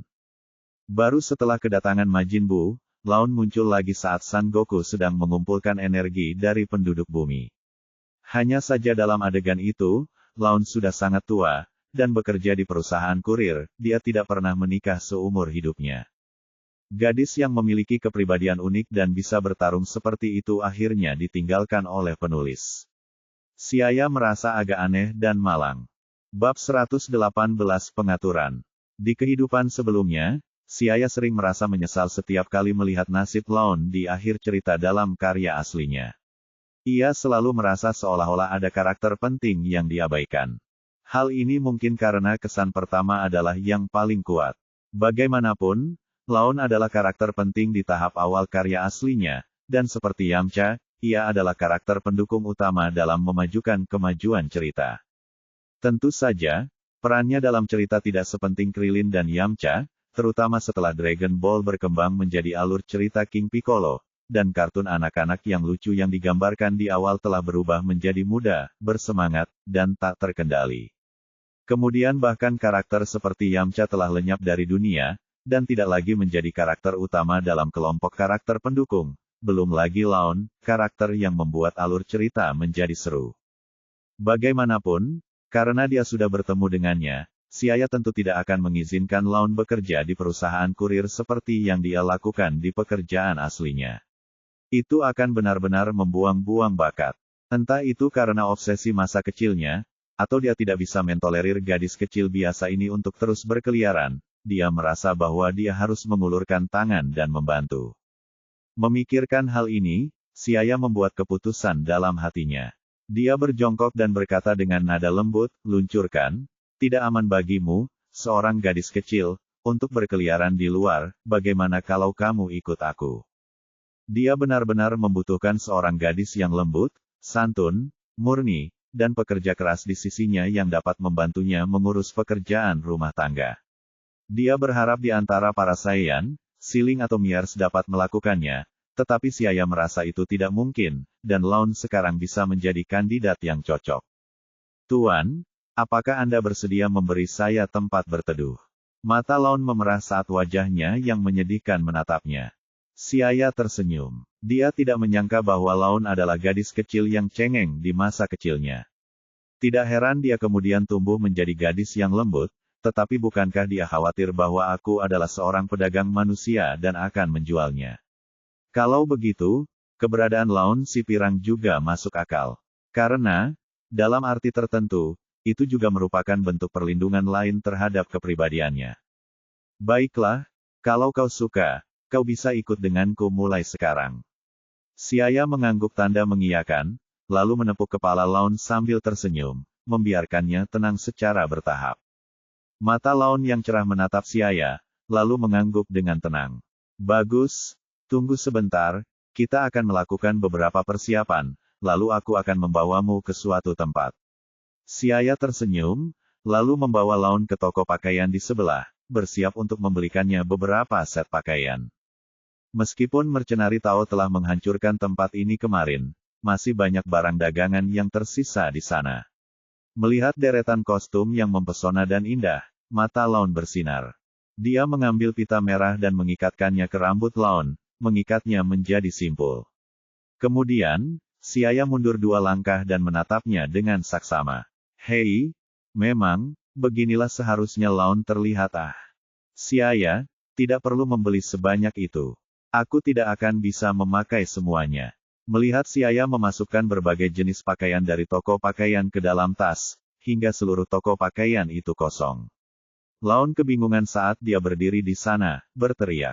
Meski dia masih cukup muda, dia mengerti bahwa jumlah uang yang dikeluarkan itu tidak sedikit. "Tidak apa-apa, itu namanya persiapan, untuk berjaga-jaga. Beli lagi, kamu bisa pakai saat kamu besar nanti." Siaya masih terus membersihkan pakaian-pakaian dari berbagai usia dan warna, lalu mengemasnya ke dalam tas. Di sampingnya, seorang petugas sedang memegang buku rekening sambil bercucuran keringat. Mengingat pakaian-pakaian ini dibeli untuk peluncuran, Siaya tidak membuka ruang dimensi, tetapi malah mengisinya ke dalam beberapa kapsul Hoi Poi yang ia dapatkan dari rumah Bulma. Kapsul Hoi Poi ini sangat praktis. Tidak peduli apakah itu kotak atau bangunan, selama itu adalah benda fisik, kapsul ini dapat dimasukkan ke dalam kapsul Hoi Poi. Kapsul ini mudah dibawa dan juga tidak memakan tempat. Benar-benar peralatan yang diperlukan untuk di rumah dan bepergian. Akan sangat mudah jika bisa dipopulerkan di planet Hongshan. Lagi pula, karena saat ini para ilmuwan Veidaya berinteraksi dengan Dr. Brief, mungkin mereka bisa segera dipopulerkan dalam skala besar. Saat keluar dari toko pakaian, Siaya menepuk kepalanya dan tiba-tiba teringat Siling dan Miers. Dia tidak bisa memihak satu pihak dan berprasangka buruk terhadap pihak lain, jadi dia kembali membeli beberapa produk untuk Siling dan Miers. Ratusan kapsul Hoi Poi yang berisi hampir 100 set pakaian diserahkan kepada Laon. Laon memegangnya erat-erat di telapak tangannya, lalu dengan hati-hati memasukkannya ke dalam tas sebelum menatap Siaya, matanya dipenuhi dengan emosi. Siaya, kamu sangat baik padaku. Suara Laon tercekat oleh emosi, dia telah mengembara setelah meninggalkan desa begitu lama. Sampai sekarang, tidak ada seorang pun yang begitu baik padanya. Siaya tersenyum acuh tak acuh. Laon berambut biru adalah gadis baik dengan hati yang murni. Jadi, wajar saja dia akan bersikap baik padanya. Ayo pergi, selanjutnya aku akan membawamu ke suatu tempat. Kemudian, dengan suara teriakan yang keras, Siaya menggendong Laon di tangannya dan terbang ke langit lalu terbang menuju ke arah Menara Korin. Karena tubuh Laon lemah dan rapuh, Siaya tentu saja tidak bisa membawanya ke planet Hongshan dan dia juga tidak akan merasa lega membiarkannya tinggal sendirian di luar, jadi dia akan membiarkannya tinggal di Menara Korin terlebih dahulu. Dan, yang lebih penting, menempatkan Laon di tempat Korin mungkin juga membantunya mempelajari cara menanam kacang sensu. Ini juga merupakan sesuatu yang telah diperhitungkan Siaya. Terbang dalam waktu lama, ia melihat Menara Korin yang jauh, yang terhubung dengan langit dan bumi, muncul di garis pandangannya. Wah, gedung apa itu? Tinggi sekali, seru Laon. Setelah beradaptasi beberapa saat, Laon perlahan mulai menyesuaikan diri dari rasa tidak nyamannya. Ia menatap danau dan hutan yang dengan cepat menyapu di bawahnya dengan wajah terkejut, tetapi ketika melihat Menara Korin, ia tidak dapat menahan diri untuk berteriak keras. Siaya menjelaskan sambil tersenyum, itu adalah tanah suci seni bela diri, Menara Korin. Di puncak menara itu hiduplah Korin abadi dan itu adalah tempat lahirnya seni bela diri bumi. Tidak begitu mengerti, Laon mengangguk. Tetapi sebenarnya, dia tidak tahu sedikit pun tentang seni bela diri. Mungkin dia akan tahu sedikit jika dia beralih ke Laon si pirang. Pada saat ini, sehelai rambut bergoyang melewati hidungnya dan Laon bersin. Rambut birunya segera berubah menjadi emas, sementara tatapan matanya berubah tajam. Rambutnya berubah pirang. Melihat perubahan pada Laon, sudut mulut Siaya sedikit melengkung ke atas. Kepribadian ganda dari transformasi tubuh, yang sebelumnya hanya dia lihat di TV, dan ketika dia melihatnya secara nyata, dia merasa agak aneh. Wah, siapa kau, dan mengapa kau menggendongku di lenganmu?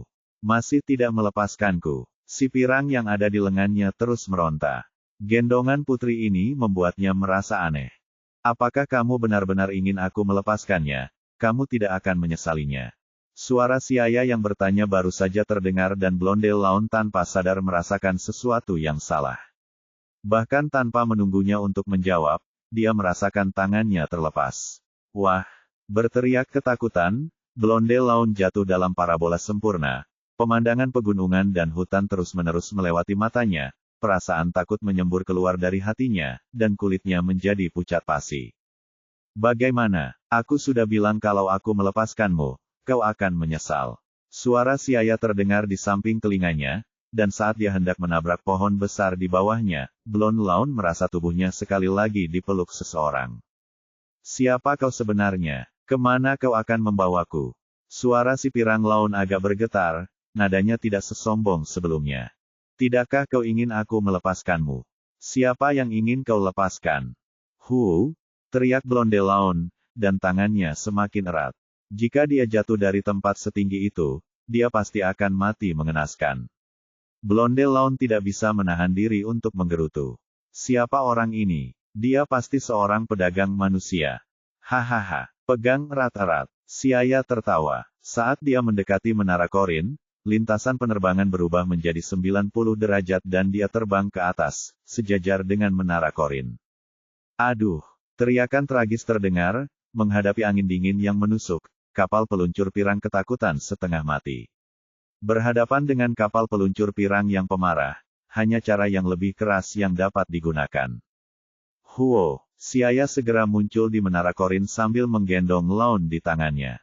Korin terdiam melihat sambil bersandar pada tongkatnya. Dia melihat Laon si pirang panik dan hampir muntah saat dia berbaring di lantai. Kakinya melemah dan dia jatuh ke tanah, lalu mulai menangis keras. Siaya, apa yang kau lakukan? Gadis kecil ini ketakutan hingga menangis karenamu. Ucap Korin tanpa berkata apa-apa. Siaya tertawa dan berkata, aku berencana agar Laun tinggal bersamamu di sini untuk sementara waktu. Bukankah kamu kekurangan orang yang bisa mengurus kacang senzu? Laun berambut biru itu lembut dan santun, dia pasti bisa mengurus kacang senzu dengan baik. Sedangkan Laun berambut pirang, kamu bisa melatihnya untukku. Kurasa kau menyuruhku melakukan pekerjaan gratis. Lupakan saja, bagaimanapun, bahkan jika kau bisa mempelajari metode menanam kacang senzu, tanpa air ultra divine, kau tidak akan bisa menanam kacang senzu. Corin berkata dengan acuh tak acuh. Tentu saja, aku tidak ingin kau membantuku secara cuma-cuma. Siaya mengeluarkan sekotak kapsul hoi poi dan berkata, semua ini berisi makanan kesukaanmu. Ini adalah imbalan untukmu.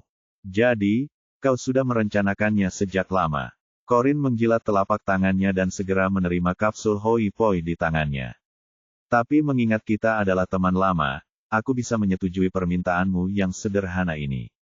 Cukup membosankan tinggal sendirian di menara Corin. Tidak masalah jika aku harus melatih gadis kecil ini. Corin telah memperhatikan keberadaan Siaya ketika dia pergi ke dunia manusia dan memahami karakter gadis kecil ini. Bab 119 orang-orang datang dari jauh. Waktu berlalu dengan cepat, di tempat lain dalam alam semesta yang dalam dan tenang, bagian barat area timur, dan jaraknya beberapa tahun cahaya yang tidak diketahui dari planet Hongshan. Kehampaan misterius itu sunyi dan menyesakkan. Kecuali bintang-bintang di sekitarnya yang terus bersinar di cakrawala yang jauh, hanya ada beberapa planet liar yang telah menyimpang dari orbit aslinya, berkeliaran tanpa arah di dalam kehampaan karena mereka tidak tahu kapan mereka akan hancur. Ini adalah wilayah yang kacau. Pada saat ini, di galaksi biasa yang memancarkan cahaya merah tua, perang besar sedang berlangsung di sebuah planet jingga. Ini adalah perang yang dilakukan oleh peradaban planet melawan penjajah asing. Di satu sisi, kedua pihak yang berperang adalah penduduk asli planet ini. Mereka sebelumnya tergabung dalam pasukan yang berbeda di planet ini, tetapi ketika planet ini menghadapi invasi dari musuh asing, mereka bersatu untuk bersama-sama melawan invasi alien. Pada saat ini, situasi di medan perang menemui jalan buntu. Kedua belah pihak prajurit saling berhadapan. Peradaban aborigin yang mengenakan baju besi merah dan bajak laut luar angkasa yang mengenakan baju besi berduri abu-abu gelap terbagi menjadi dua kubu yang berbeda, merah dan abu-abu. Saat perang berlanjut, merah dan abu-abu, kedua belah pihak saling bercampur, seperti dua arus besar yang bertemu, dorongannya agung, dan arus yang bergelombang tidak dapat lagi memisahkan diri satu sama lain. Peradaban aborigin jelas-jelas kalah. Bajak laut luar angkasa terus-menerus menembakkan meriam energi di tangan mereka, dan kolom energi sebening kristal terus-menerus ditembakkan dari generator energi di lengan. Sesaat, pasir beterbangan dan batu-batu berhamburan di udara. Gelombang panas menghantam orang-orang. Suara ledakan yang menggelegar tak ada habisnya. Kolom-kolom energi yang ganas merasuki medan perang. Kastil-kastil perang setinggi 4-5 meter yang tak terhitung jumlahnya berguncang hebat dan runtuh dengan suara dentuman keras. Perang adalah gulingan batu raksasa yang melahap kehidupan. Memakan makhluk hidup dengan kejam. Dengan kekejaman brutal seekor binatang buas, semua yang ada di depannya akan hancur. Perang terus berlanjut. Sejumlah besar orang bergerak dan menginjak-injak tubuh rekan dan musuh mereka. Pasukan kedua belah pihak terus bertempur dengan putus asa. Suara-suara pemboman dan ratapan menyakitkan terus menyebar. Bahkan di ketinggian 10.000 meter, teriakan-teriakan perlawanan terhadap kematian dapat terdengar. Kedua kubu yang bertikai itu tidak menyadari bahwa di tengah pertarungan yang sengit itu, ada belasan sosok lebih yang mengamati pertarungan mereka dari ketinggian. Orang-orang ini mengenakan baju perang berwarna merah tua dengan pinggiran hitam, dan memiliki ekor di belakang mereka. Baju perang yang benar-benar baru ini dibuat dengan teknologi terkini. Baju perang ini memiliki fleksibilitas yang sangat baik, dan pinggiran hitam serta kilau merah tua tampak cantik dan anggun. Pada saat ini, sesosok tubuh besar dan kasar menyentuh dagunya, dan berkata sambil tertawa jahat, Ishak, sekelompok orang di bawah ini benar-benar terlalu lemah, paman ini tidak memiliki keinginan untuk mengambil tindakan. Baiklah, kalau kamu tidak mau mengambil tindakan, kami akan dengan senang hati mengambil tindakan untukmu. Seorang individu yang tampak cakap di sampingnya menjawab dengan nada bercanda.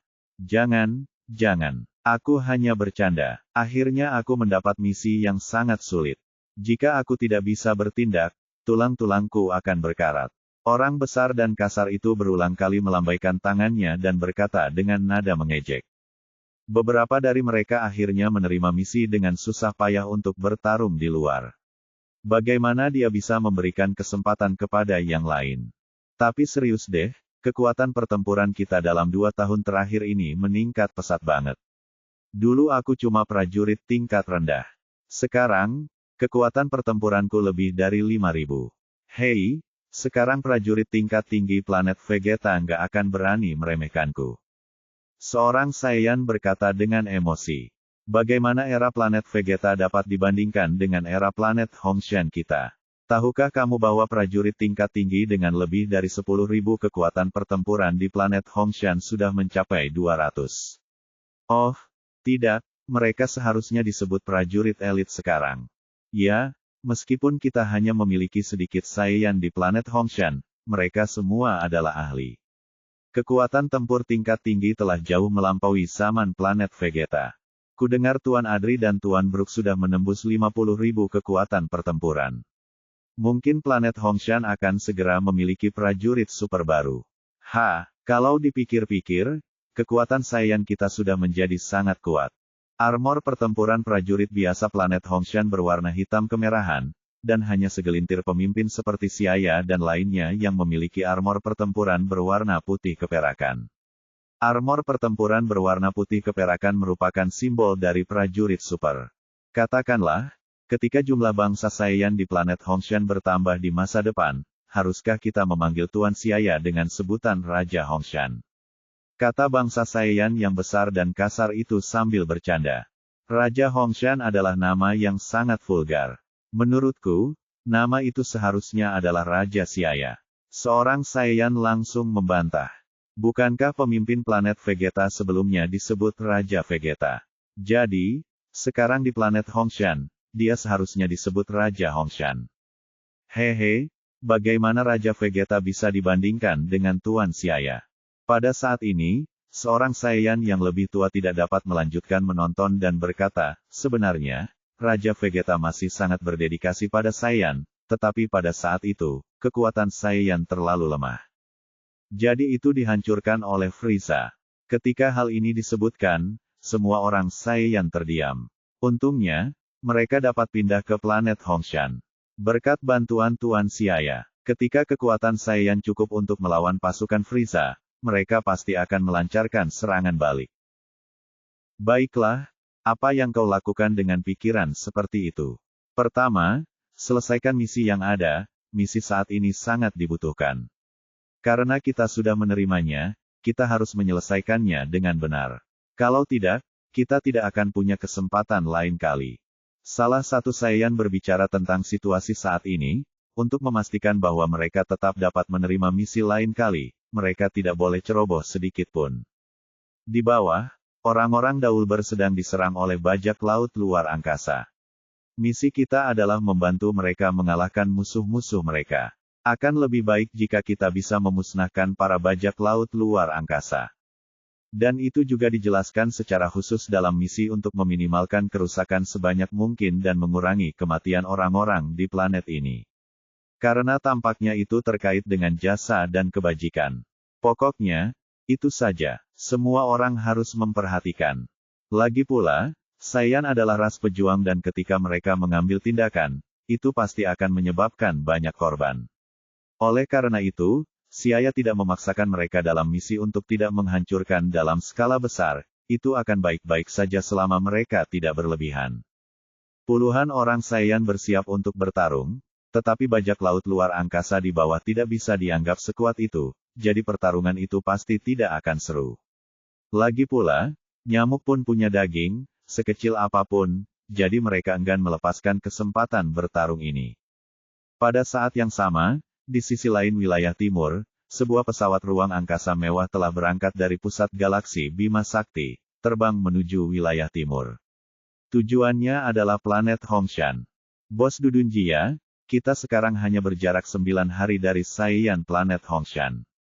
Di dalam kabin pilot, seorang alien berambut hijau menatap layar kendali dan melapor. Haha, akhirnya kita akan sampai.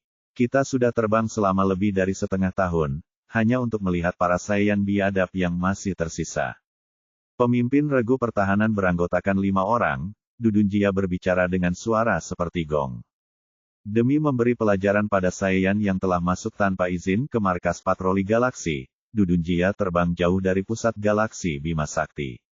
Apakah masih ada orang seperti dia yang ingin mempertahankan martabat patroli galaksi? Dudunjia berpikir dengan puas. Bos, kudengar meskipun bangsa Saiyan di wilayah utara terkenal kejam, kekuatan mereka juga cukup bagus, kata Weiss, salah satu dari 5 orang itu. Weiss, apa yang kau katakan sudah berlalu. Apa yang masih tersisa dari bangsa Saiyan setelah planet mereka hancur? Dengan kekuatan tempur kami berlima, bahkan saat bangsa Saiyan sedang berada di puncak kejayaannya, kami pasti bisa lolos tanpa cedera. Belum lagi sekarang.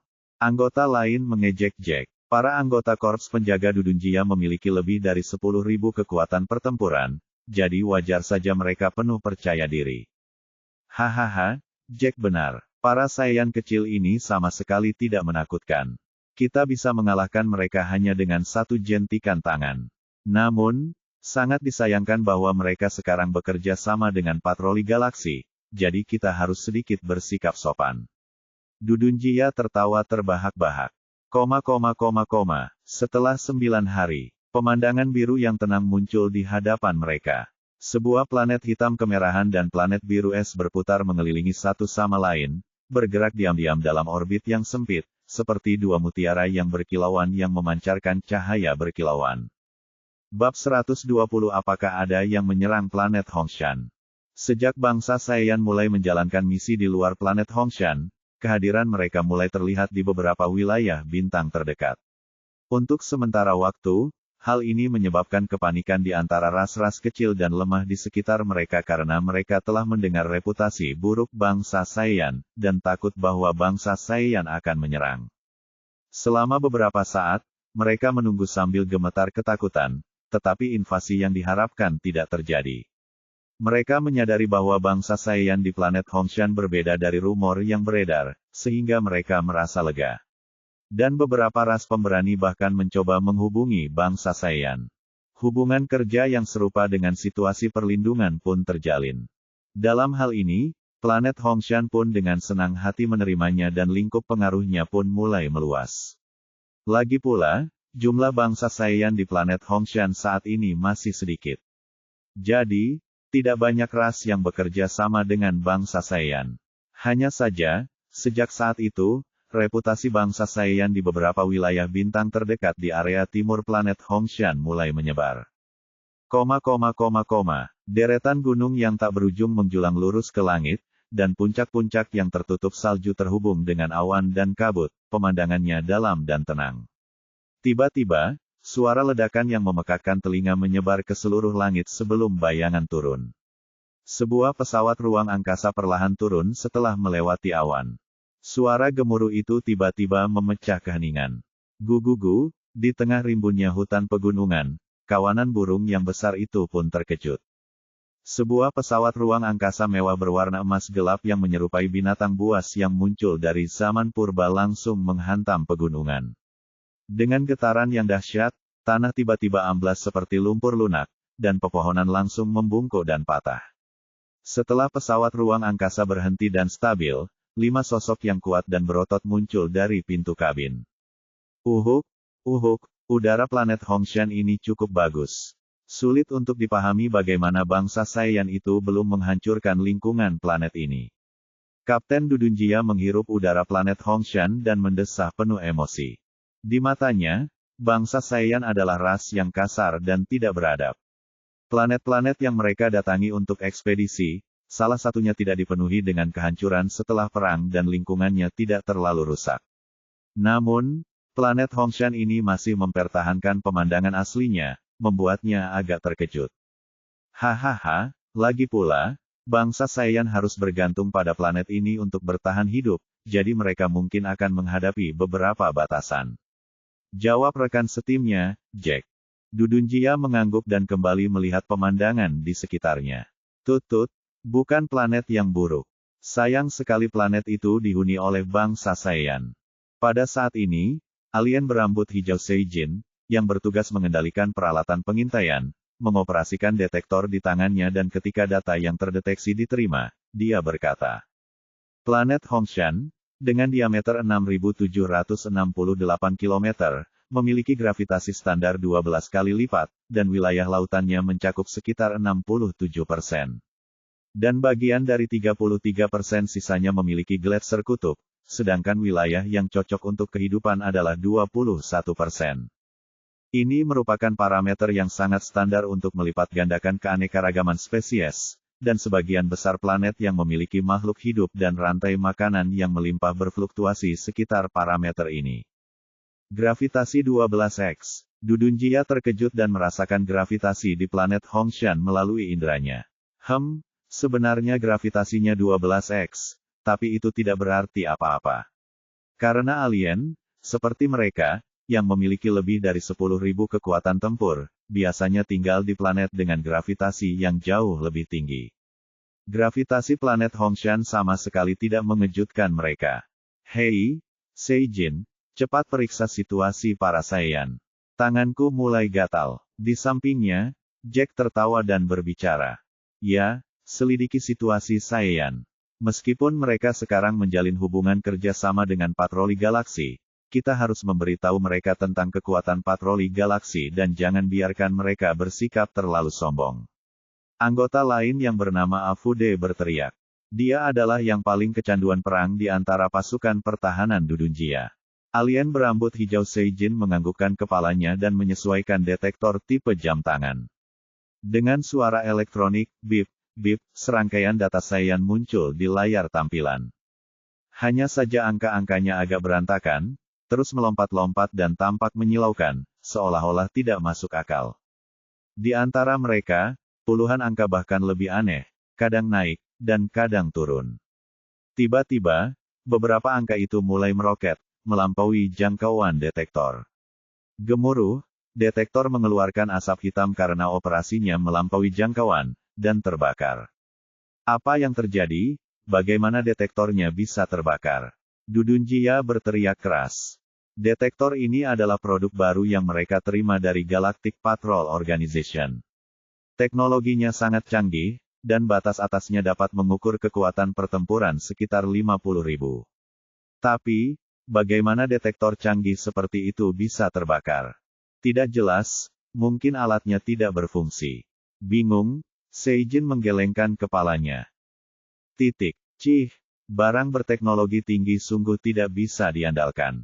Mereka jelas tidak memikirkan kemungkinan bahwa target yang dihitung berada di atas jangkauan deteksi, sehingga membakar detektor, karena Saiyan bahkan tidak dapat melakukannya selama masa kejayaan mereka. Bagaimana para bajingan yang tersisa saat ini dapat melakukannya? Mengasosiasikan dengan serangkaian angka-angka aneh yang muncul di layar sebelumnya, hati mereka menyimpulkan bahwa perangkat itu telah rusak. Namun, mereka tidak akan pernah menyangka bahwa setiap data yang muncul di layar tadi adalah nyata, dan data yang terus berubah itu adalah hasil ulah para Saiyan yang berusaha mengendalikan ki mereka. Bos, apa yang harus kita lakukan selanjutnya? Tanpa detektor, kita tidak punya cara untuk menemukan posisi Saiyan. Weiss, yang selalu berhati-hati, melihat ke arah Dudunjia.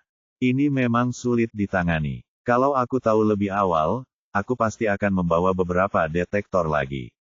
Dudunjia melambaikan tangannya dan berkata, sekarang, kita hanya bisa melakukan penyelidikan secara perlahan. Untungnya, planet Hongshan ini tidak besar. Seharusnya kita bisa menemukan jejak bangsa Saiyan jika kita meluangkan waktu. Mendengus, benar-benar awal yang buruk. Bagaimana kalau begini, kita semua akan mencari ke arah yang berbeda. Begitu kita menemukan jejak Saiyan, segera gunakan komunikator untuk memberitahu semua orang. Dudunjia meludah, mereka hanya bisa menggunakan metode yang paling bodoh sekarang. Ya, semua orang berteriak sebagai balasan. Bahkan jika mereka bertindak sendiri, mereka sama sekali tidak takut karena masing-masing dari mereka memiliki lebih dari 10.000 kekuatan pertempuran, dan merupakan ahli yang luar biasa di alam semesta. Oleh karena itu, kelima orang itu ditugaskan tugasnya masing-masing dan mereka mencari jejak bangsa Saiyan di berbagai penjuru. Pada saat yang sama, ketika pesawat ruang angkasa Dudunjia memasuki atmosfer planet Hongshan, orang-orang Veidaya dalam sistem pemantauan di pusat pengamatan Korps Penjaga telah menemukan kehadiran mereka. Ketika kelima sumber energi asing yang memasuki planet Hongshan terdeteksi berada di atas 10.000 energi, alarm pusat pengamatan Korps Penjaga tiba-tiba mengeluarkan suara mendesak bas-bas-bas. Para anggota Korps Penjaga planet Hongshan yang masih berada di berbagai bagian kota, melakukan latihan rutin, semuanya tercengang saat menerima sinyal alarm peringatan. Apakah ada yang menyerbu planet Hongshan? Ekspresi wajah mereka menjadi sedikit lucu. Biasanya, jika bangsa Saiyan tidak menyerbu yang lain, mereka seharusnya bersyukur, tetapi tanpa diduga mereka berani menyerbu planet Hongshan. Seketika wajah mereka berubah gembira. Seseorang telah menyerbu planet Hongshan. Bukankah sudah waktunya untuk menunjukkan kemampuan Korps Penjaga?